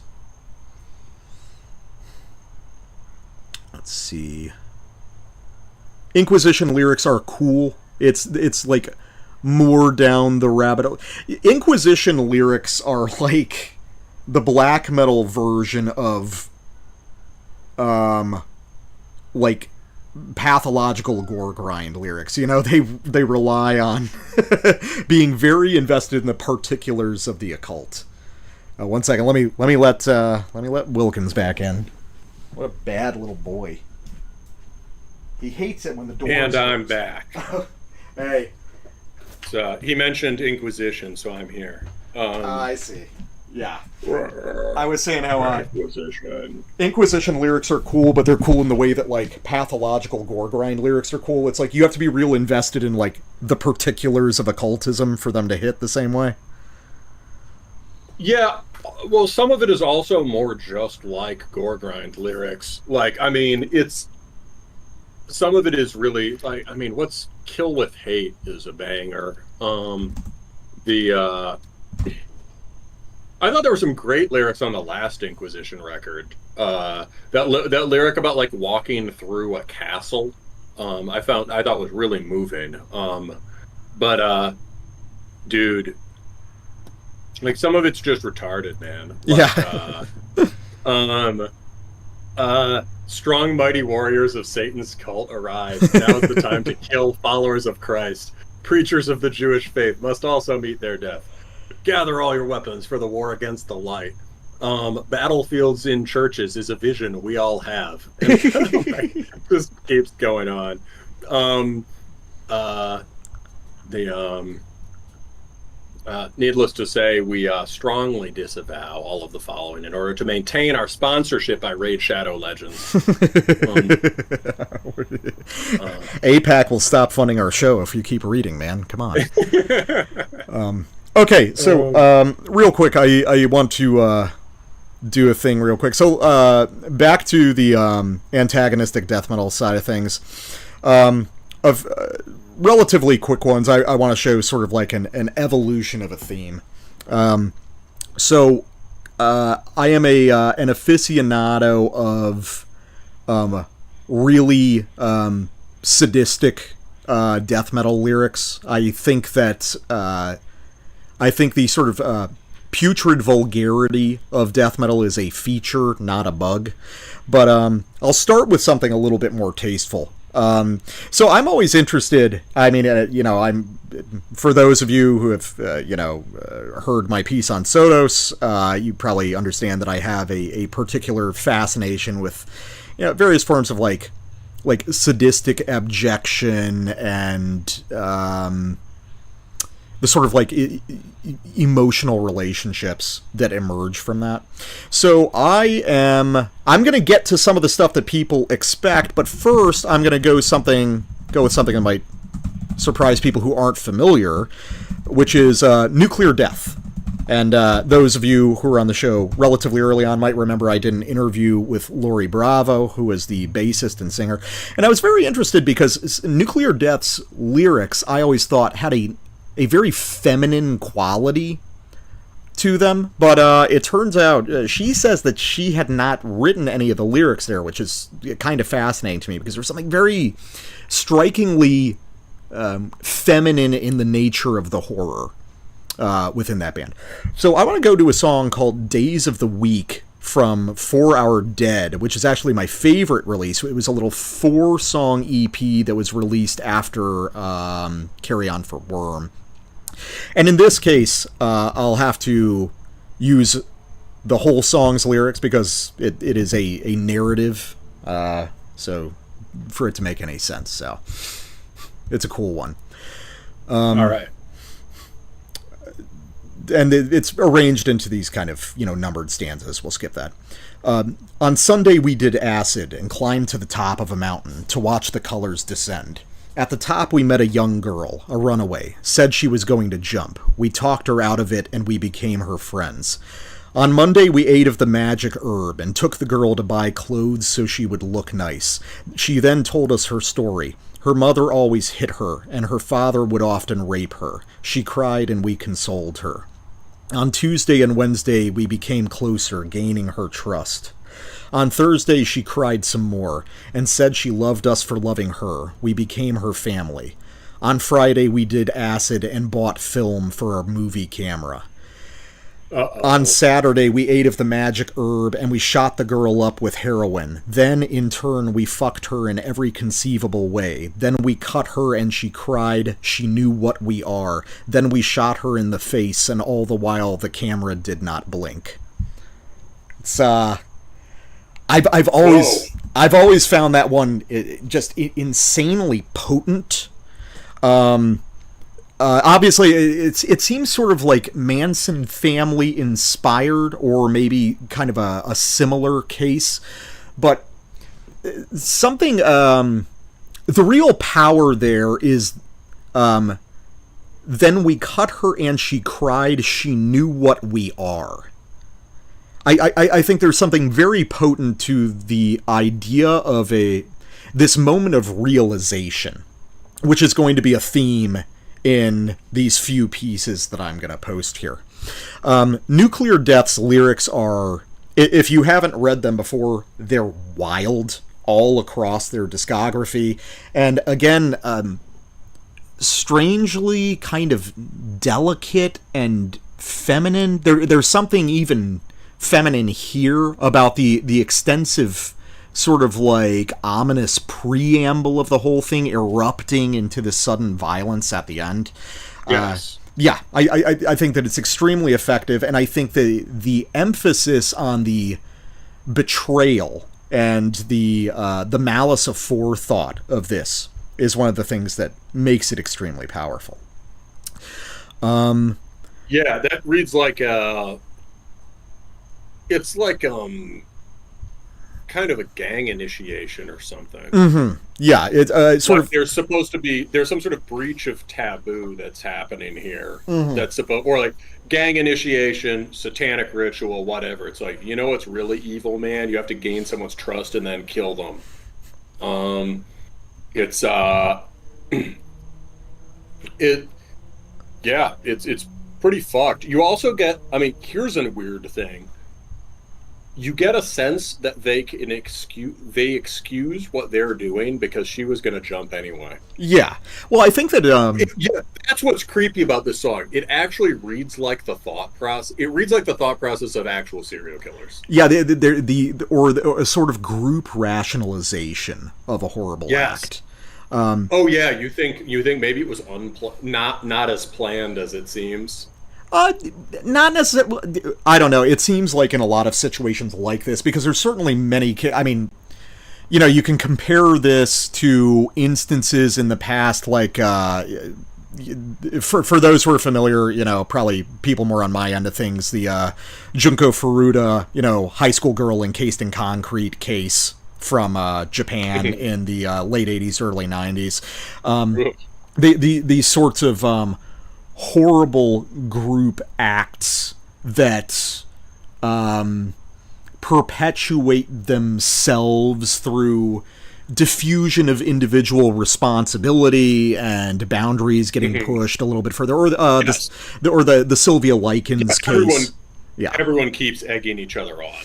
Yeah, and they just have ways to make this happen. So, branching off of this, let's go to what everyone is expecting in terms of band, but not what everyone's expecting in terms of song.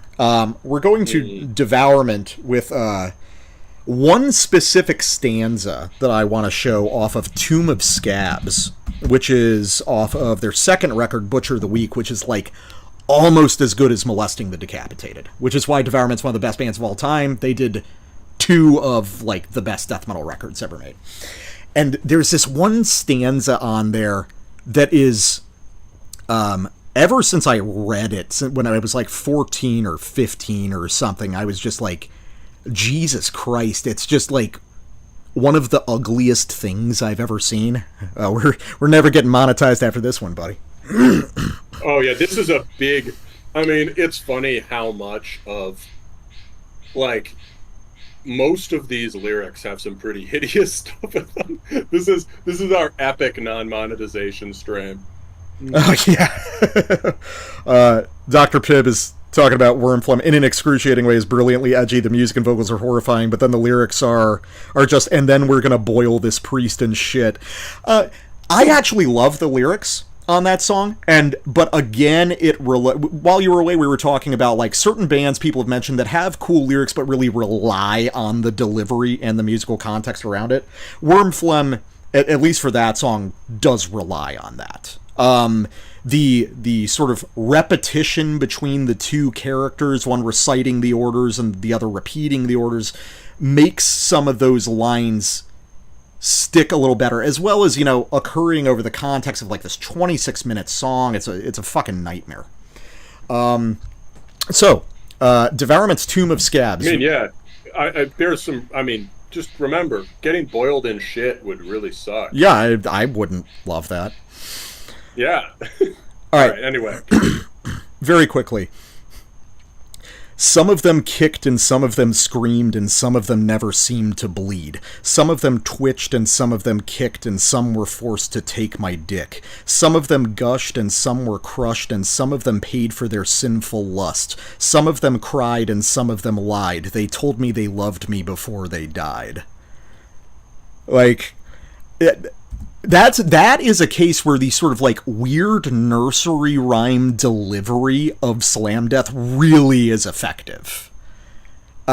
There's something so like intensely ghoulish about that final line. It's always just stuck with me. again, you know, getting into the malice of forethought, and this is what I'm interested in Brutal Death lyrics. It's not descriptions of gore or anything, but this sort of deep psychological sadism. You know, this it's specifically not the dehumanization of a person. It's the maintaining their humanity and specifically taking joy out of, you know, the destruction of that. Yes. Yeah. Oof. Yeah. Yeah, that's a pretty horrendous one. Yeah, the nursery rhyme quality works there for sure. Yeah. And then for the last one,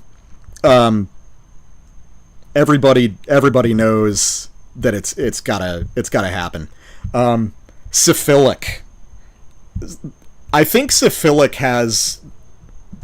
they just might be the wildest and cruelest and, like, most haunting, in a way, brutal death lyrics out there.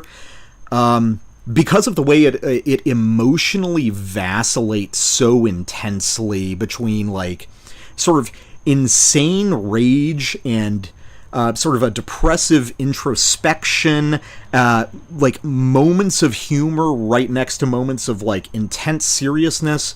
The strange, like, overlapping rhyme schemes that really remind me of, like, serious hip-hop. It's... Yeah, no, it's really fascinating reading them, and it's a shame that more of them aren't available. You know, I don't have hard copies. I used to have hard copies of a few Syphilic records, but I don't anymore, so... And they were earlier ones where all the lyrics were available, so I'm really wondering if a lot of them do have them in the booklet and just no one's bothered to type them up online. But here's one from later in their career, which is, I think, one of the just, like, worst things I've ever read, which are the lyrics to Peace Out. And I'll just do, like, the first half of it, because you really get to the most crucial parts of it just through this. So, Syphilic, Peace Out. Let me, I'll unbold it after I'm done. I've finally taken things to the finish line. My wife and beautiful kids lay side by side. There's no turning back from this. I will join them in just a few minutes' time. At 5, suicide was introduced as normal in my life. The old man opted out, as anyone can choose to die. He left my whore mother to bring in the dudes and let the sexual abuse ensue. Don't help me, just wait, see what hatred will come. I turned into a drug user, a sexual sadist, a porn addict, woman abuser. I found myself a wife to take a positive turn in my life. We had 2 kids and I was doing okay for a while until my wife found the tapes. Video of us, multiple Ambien-induced rapes. Counseling, pay to find out what I've known. I'm a fucking psycho. I'm just a 3-year-old stuck in a big man's body. God damn, I've always hated my fucking mother. Being helpless really bothers me. The marriage was ended in a text. You raped me. Rape, rape, rape, rape, rape, rape. I hate my life because of you. You killed a part of me. What fucking Christ, man. It's just, and of course, when Brian is doing the vocals and he gets to the repeated rape, it's done in this, like, horrible shriek, overlapping, you know, just like multi-channel over and over again. It really sort of effectively continues it. So there's something about Brian's diction. It's the something about the way he writes, this sort of, like, there's an oddly casual conversational quality to it that is so disarming when combined with the really insane subject matter. But again, one of the things, especially in later Syphilic, that makes it so powerful is that it becomes more and more about characters that are sadistic and cruel and vile people, but sort of just, like, overwhelmingly emotionally damaged and also kind of aware of it at the same time. Which I think sort of compounds the extremity and the suffering of what's going on. I mean, yeah, this is not a cartoon serial. This is not like a MK Ultra serial killer from the 70s. This is just a normal guy who's had a really horrible lot in life, and it made him into a monster. Yeah. Right? And this is, the Civilic always insists on the banality of this. Yes. And that it's more common than you think. Yeah. Well, right? When you see on the evening news that some guy does some sort of like random act of violence like this, the backstory is often something like this, which makes it even darker and sadder than just some dude flipped a shit and killed his family. Mm-hmm. Well, I like how where does that come from? Where does that come from? Well, I like, when you helped out, actually, when we were reviewing, I forget which, And Justice for None, a couple years back on the show, and you helped to fill in some of the pieces of, like, the regional Michigan stuff that gets mentioned on that record, that comes up time and time again. For those that don't know, Syphilic, it's a one-man project based out of Detroit that is, like, very specifically fixated on sort of the underbelly of Michigan itself. And you were talking about his references to certain neighborhoods and samples and stuff like that. Oh yeah, I looked some of those up. It's it's ethnographic, sadly. Like, this isn't fiction. This is just like stuff that happens, all over America, but especially in places like Detroit. As you pointed out, right, he's lived a kind of, he's a kind of modern sadhu wallowing in the abjection of Detroit, right? You're telling me some crazy shit about this guy's life. Oh yeah. He's, he can write about this stuff because he's lived it, not from the sadistic psycho side, but just from the perspective of being around these people all the time. Yeah, I think that there's a brazen fucking ugliness to Civilic. I mean, I've talked on the show, the things that compel me the most are sort of like banal modern evil. I mean, as you've spoken of even just now.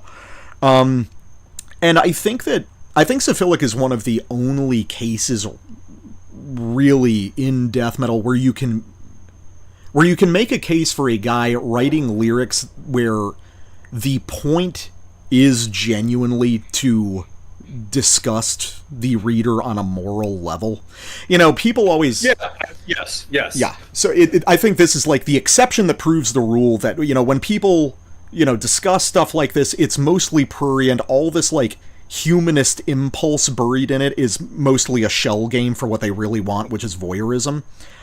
And most of the murder is an elaborate synonym for, like, most of the murder is an elaborate metaphor for sex. Yeah. Right. Basically, it's a guy saying all the nasty shit he's going to do to a woman. What does he really want to do? Well, actually, probably just have PIV with some chick. Yeah. But, like, it's, like, so it's, it's a very dark, erotic fantasy, but there's this sort of, like, fetishistic roundabout way of getting at what it's really about is just fucking. Mm-hmm. Yeah. With Syphilic, you can tell that something extremely different is going on. Yes. And, he's like honestly, like, I see Syphilic as kind of like a journalist. Mm-hmm. Yeah, very much so.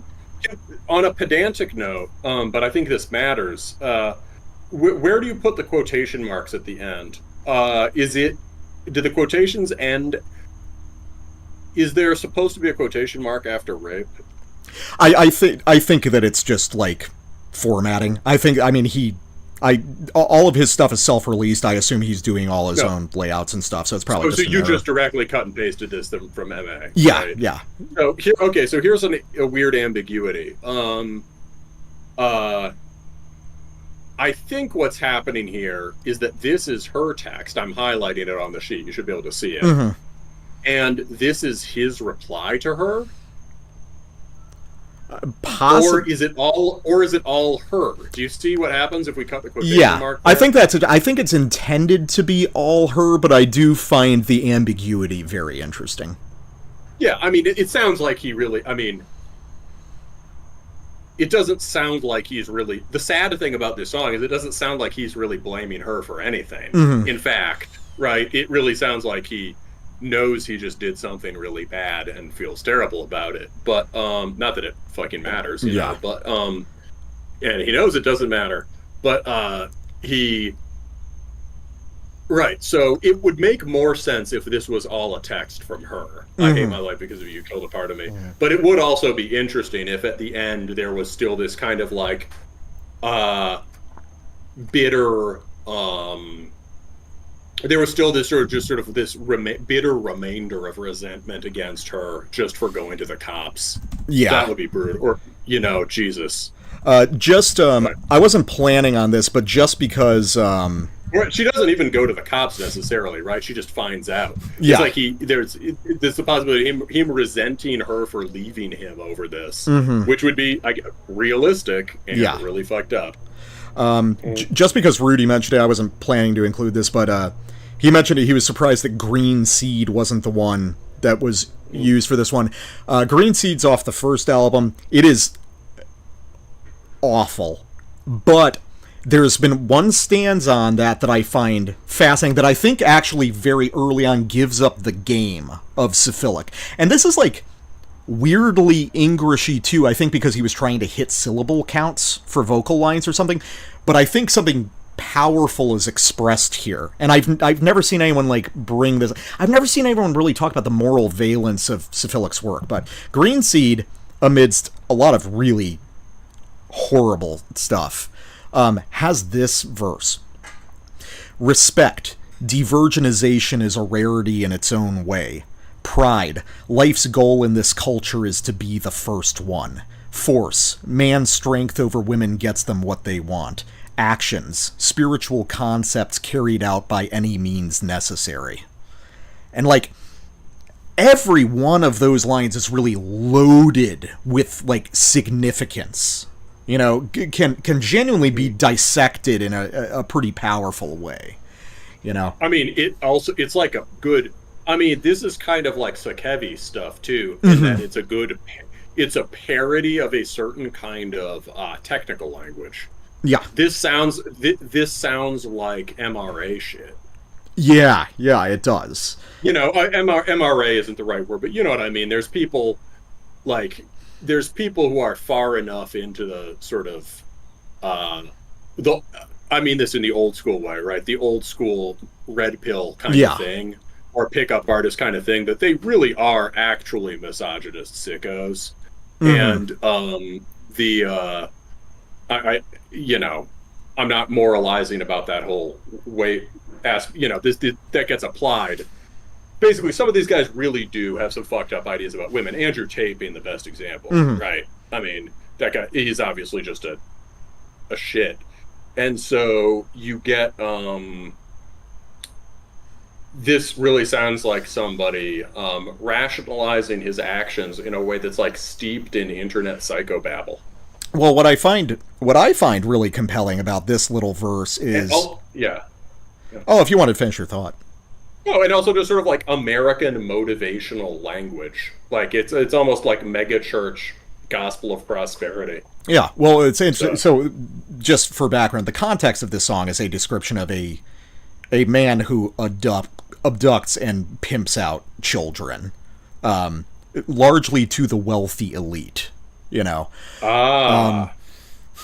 But what this really reminds me of, in a very weird lateral way, is some of like Dworkin's writing.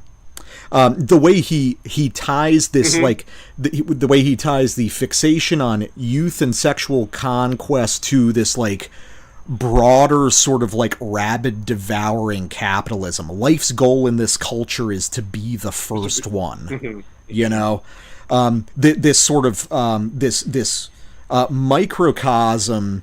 I think that's what's largely going on in a lot of Syphilic lyrics. These individual horrible stories are merely microcosms of sort of societal exploitation and cruelty that we all experience collectively. And one reinforces the other. You know, the conditions of the culture allow for these things to happen, and these things happening on the individual scale help to perpetuate these sort of systems of rapacious exploitation that we all live under. It's like Syphilic is the only actual leftist metal band. Yeah.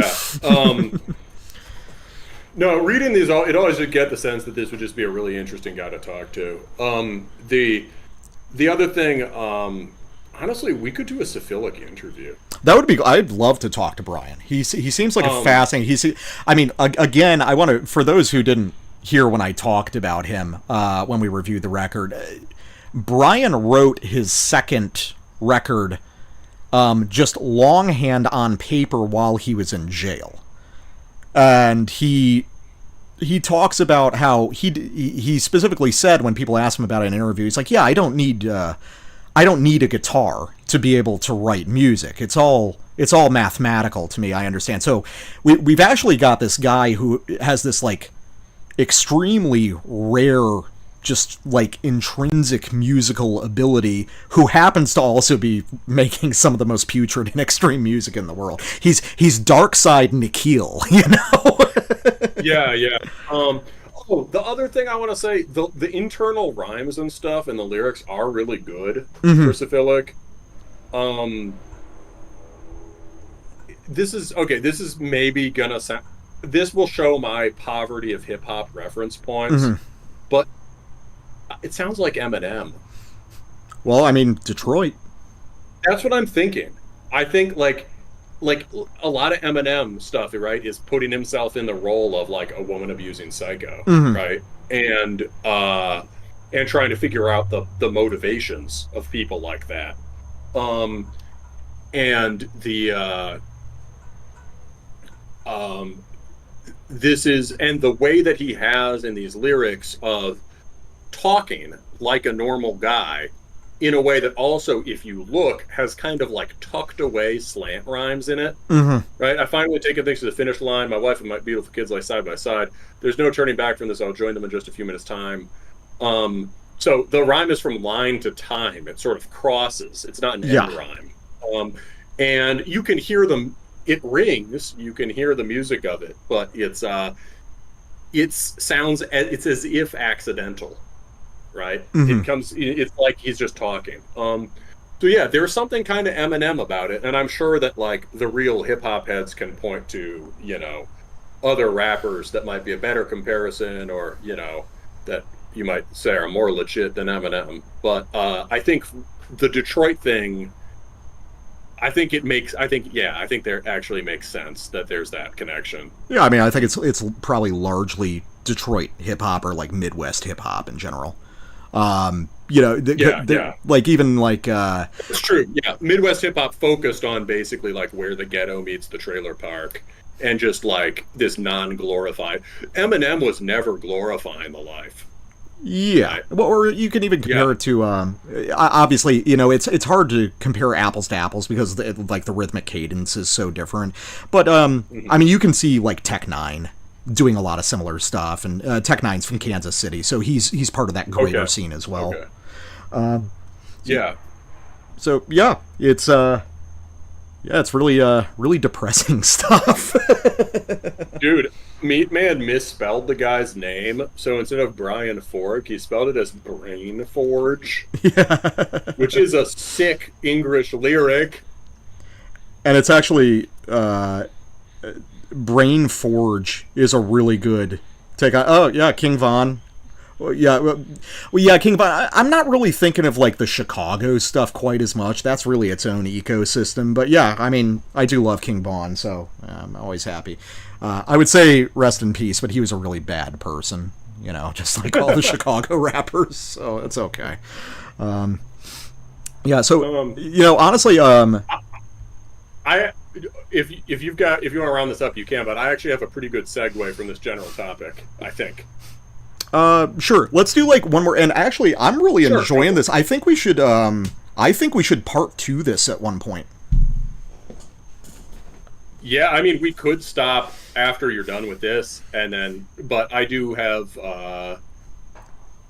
Yeah, we've been going for quite a while, so let's see. We could stop and then part two it, but Let's go do your thing real yeah. quick. Well, no, because I've got work in the morning and stuff, so I Right, would right. be wrapping things up. But what I would say, so how about we table it for now, and we plan on a part two sooner rather than later for our usual schedule of these things, Yeah, we'll do it next week. and we'll just I don't have to leave immediately, but we can just sort of open things up for a little bit of Q&A like we usually do, whatever Yeah, people are chill a into. bit. Yeah, so hopefully you guys, you guys seem to all like this discussion, and hopefully you wouldn't mind us doing it again in the future. So, Yeah. Dude, Brain Forge is like the opposite of Brain Drill. Exactly. I think Brain Forge is where Brain Forge is it's the combination of Morbid Angel lyrics and Blazebirth Hall lyrics, yeah. right? Yeah, the Well, actually, the Lords of Thor is hammering out his mighty riffs in the Brain Forge. I gotta check real quick. I was gonna say because for a second I thought I was like, has Brian Forg and Nikhil ever done something together? That would be incredible. I want that to happen because I was wondering if Metharoma might have been that, but no, drums on that were done by Kyle Chrisman from Human Filleted and a bunch of other really cool bands. Dude, Terminus Records won. Terminus Records one and Our only. first release. Yeah, Our first release, the Brian Forg Nikhil collab that nobody ever knew they needed. followed by It will sell 25 copies and bankrupt us. actually no, I think that would actually do extremely well. Oh, okay. And then part two is like Lonesome Spirit and the Grave Pilgrim guys working together or something like that. Yeah. Yeah, that would be cool. Yeah, so we just specialize in sort of like Dream Team collabs. Yeah, Eventually we have to record an album, which would just be like, that's a funny thing to imagine. well, I'm working on I'm closing in on having my new album written in my new project that I've got up here in Pensacola now. Yeah, cool. Yeah, so that should be neat. No, that project does sound promising, I think. Yeah, we got 6 songs done. We got one more to write, and that'll probably be it. And we've got the drummer from Galicia on board, so that's pretty cool.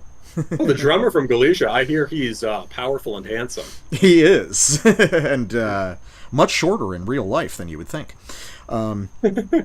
Meatman, NSE Fest. I wasn't planning on it.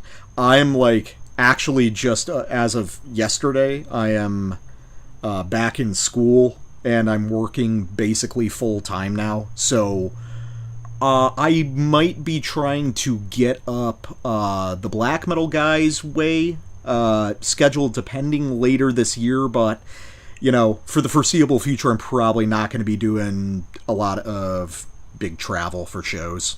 Where is NSD Fest, Meatman?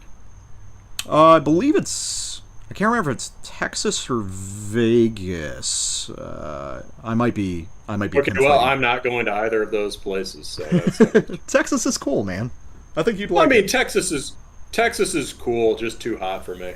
No, I'd enjoy. I'm sure I would enjoy being in Texas. That's true. I just climatically not my place. Oh man. Yeah. No, man, we got to move to Austin to get in on the podcasting scene, man. Yeah, I think Rogan would be really into it. Yeah. Oh, I do want to address one thing. Disgorging Consciousness. He left some very nice comments on the. He's left nice comments on a few episodes of ours, but he wrote some stuff on the Sotos piece because he was he's apparently been very intrigued by the samples at the end of that piece. A lot of people are interested in that. So let me see, is Rudy still here? Maybe I'll. If you guys are interested, I'm willing to disclose what I assembled there, at least on this live stream. I wanted to leave it open to interpretation for a while after it came out. Hey, also, while you're waiting to see if people are here and interested, also a lot of people said really nice things on the last thing we recorded, the Last Days of Humanity. Yeah. And People were Enmity. really cool. Thanks, guys. I was pretty burned out and had to take some time away, so like coming back to it and seeing all the positivity from people, it actually does feel nice, as gay as that sounds. So thanks, guys. All right, and Rudy is here. Okay, cool. So what you guys are hearing there is a cut up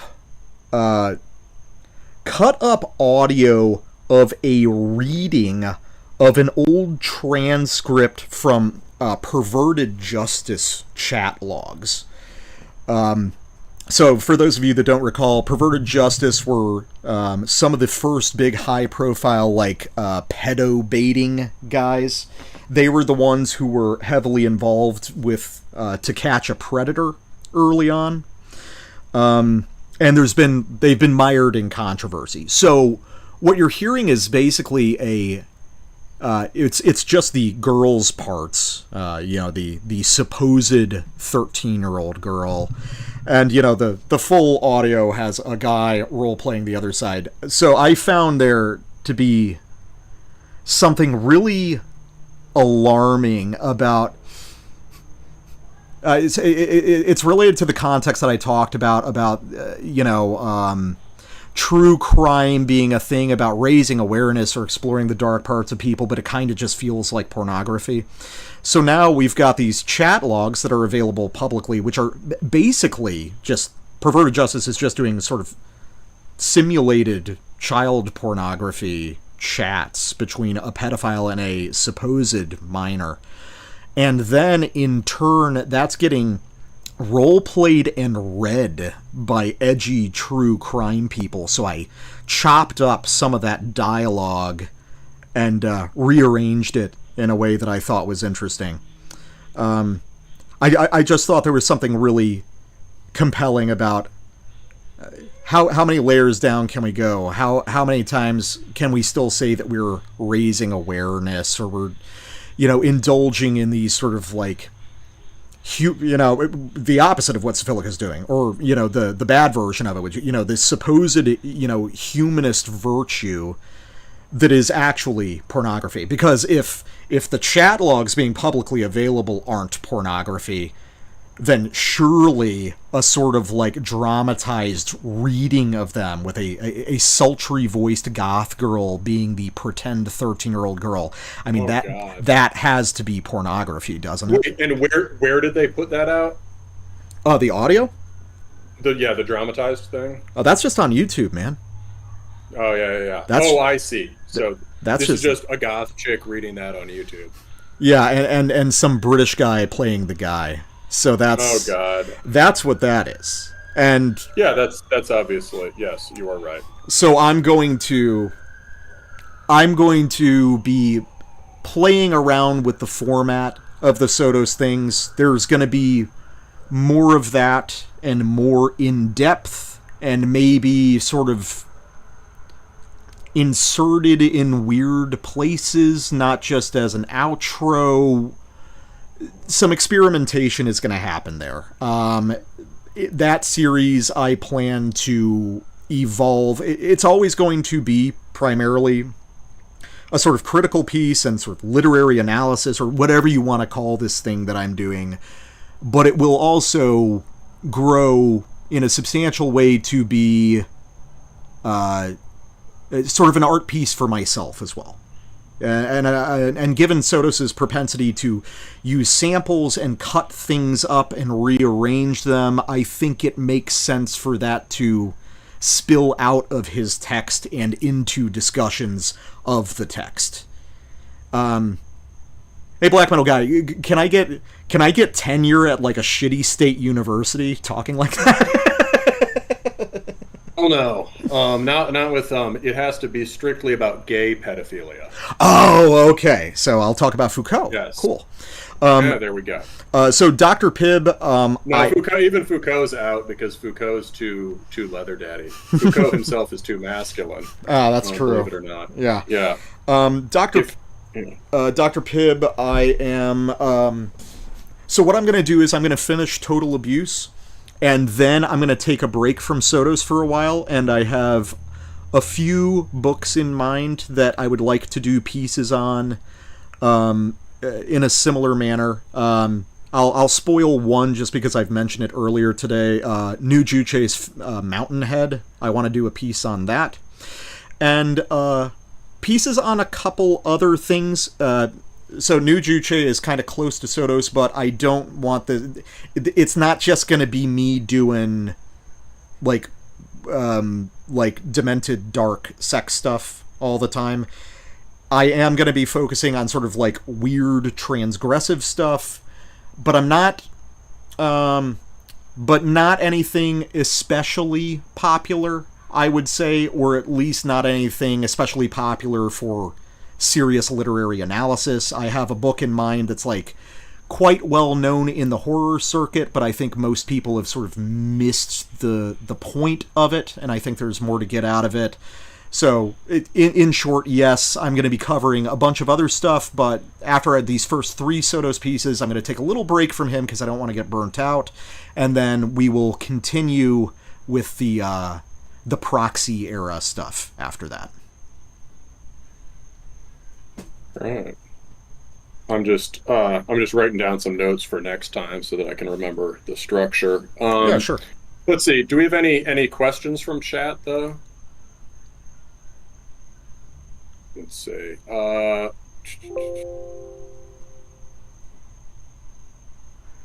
Cormac McCarthy episode. Yeah, that'd have to be the death metal guy. Although I should probably read some Cormac McCarthy at some point. I mean, you do. You would just love it.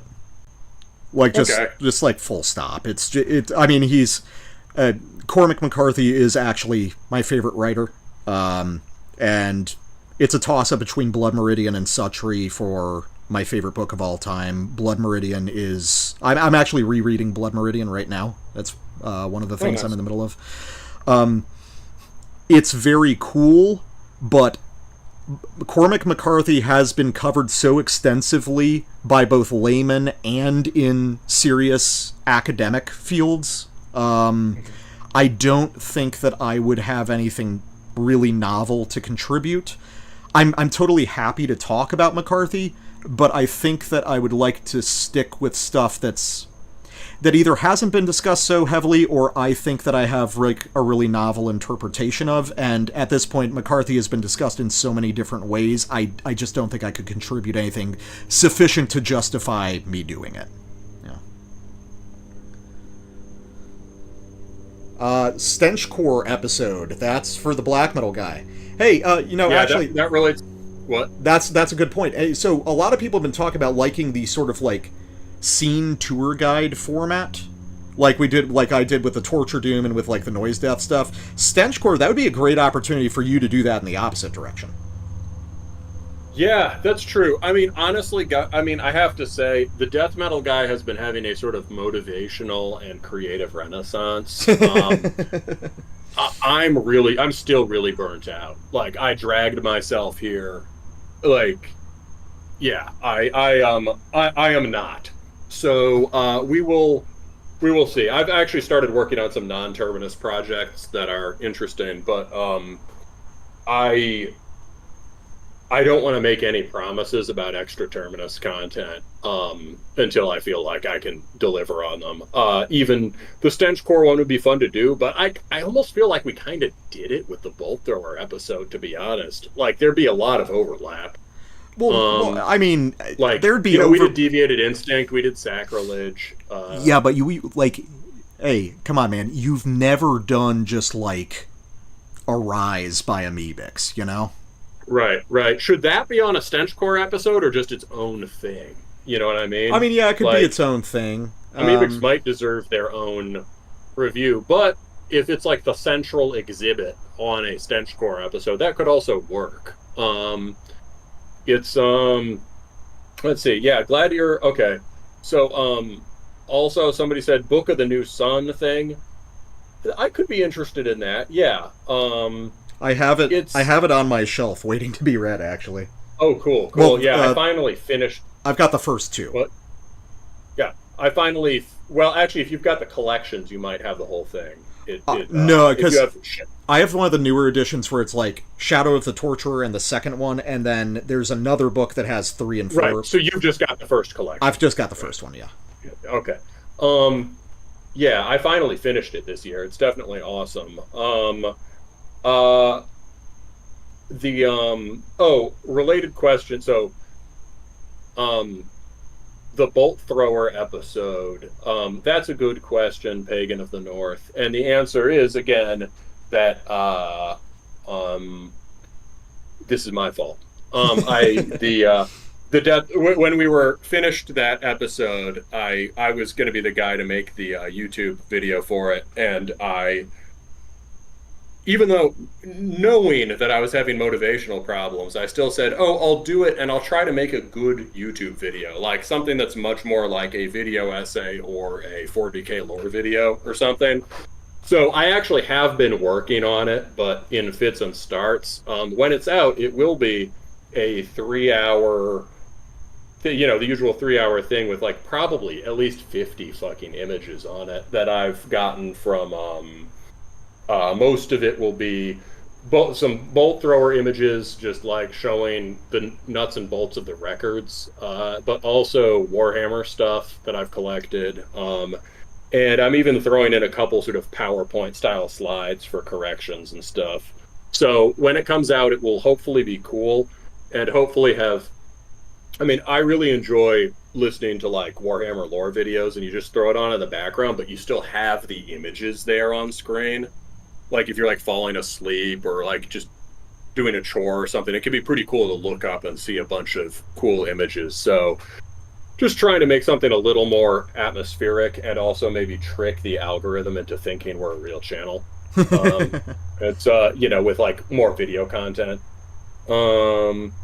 Let's see.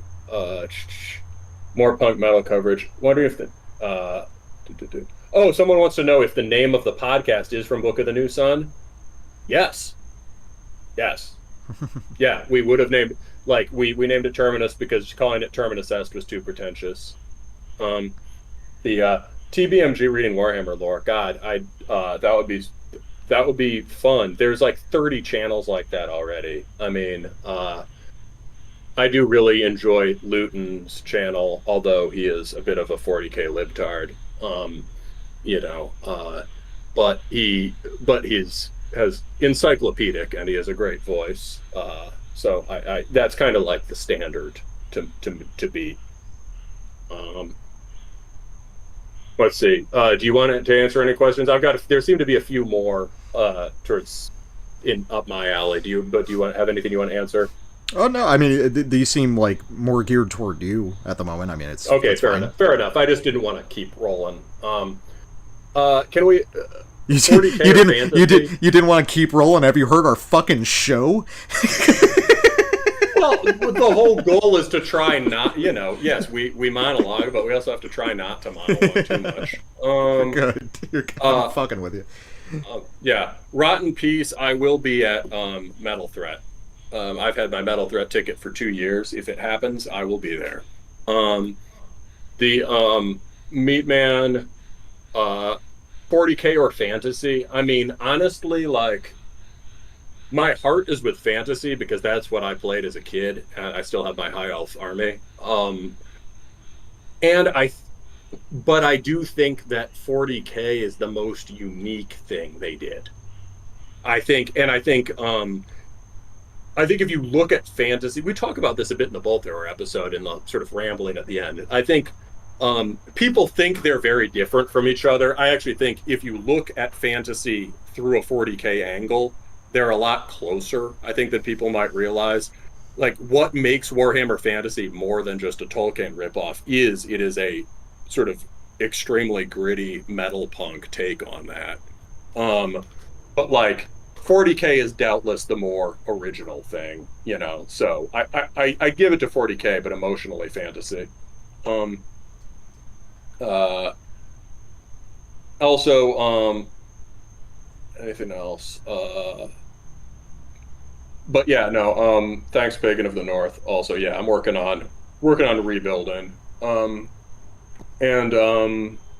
yes, there will be more solo episodes. Also, poop fart.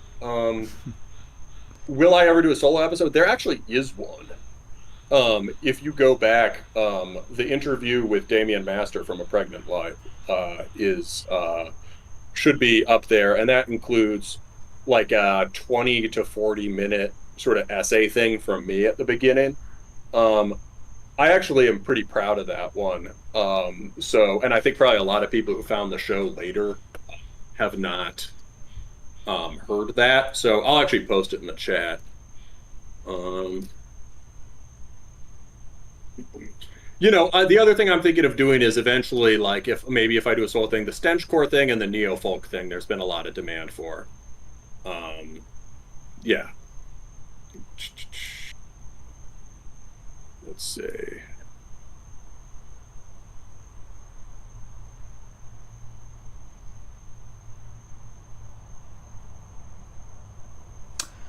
Pagan, yeah, a lot of the times the interviews are solo things, but I think the context was more like, sort of like I do with the book or the video game thing, where it's, like a sort of like a written piece just by one of us.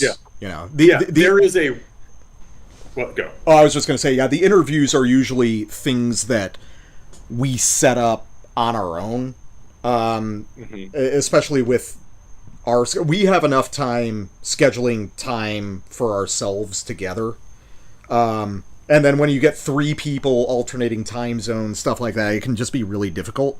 And it usually just cutting across each other. If we had a real podcasting studio, we could do 3 people. Yeah, and I also think that, like, largely when we do interviews, it's like, it seems like they're more distinctly on, like, one side or the other of what we have. I don't think that there's a ton where both of us would have a lot to contribute, Like, so like, whenever we're doing, like, brutal death stuff, that's always going to be on me, or, the Winterfilla thing makes sense for the black metal guy, that kind of thing.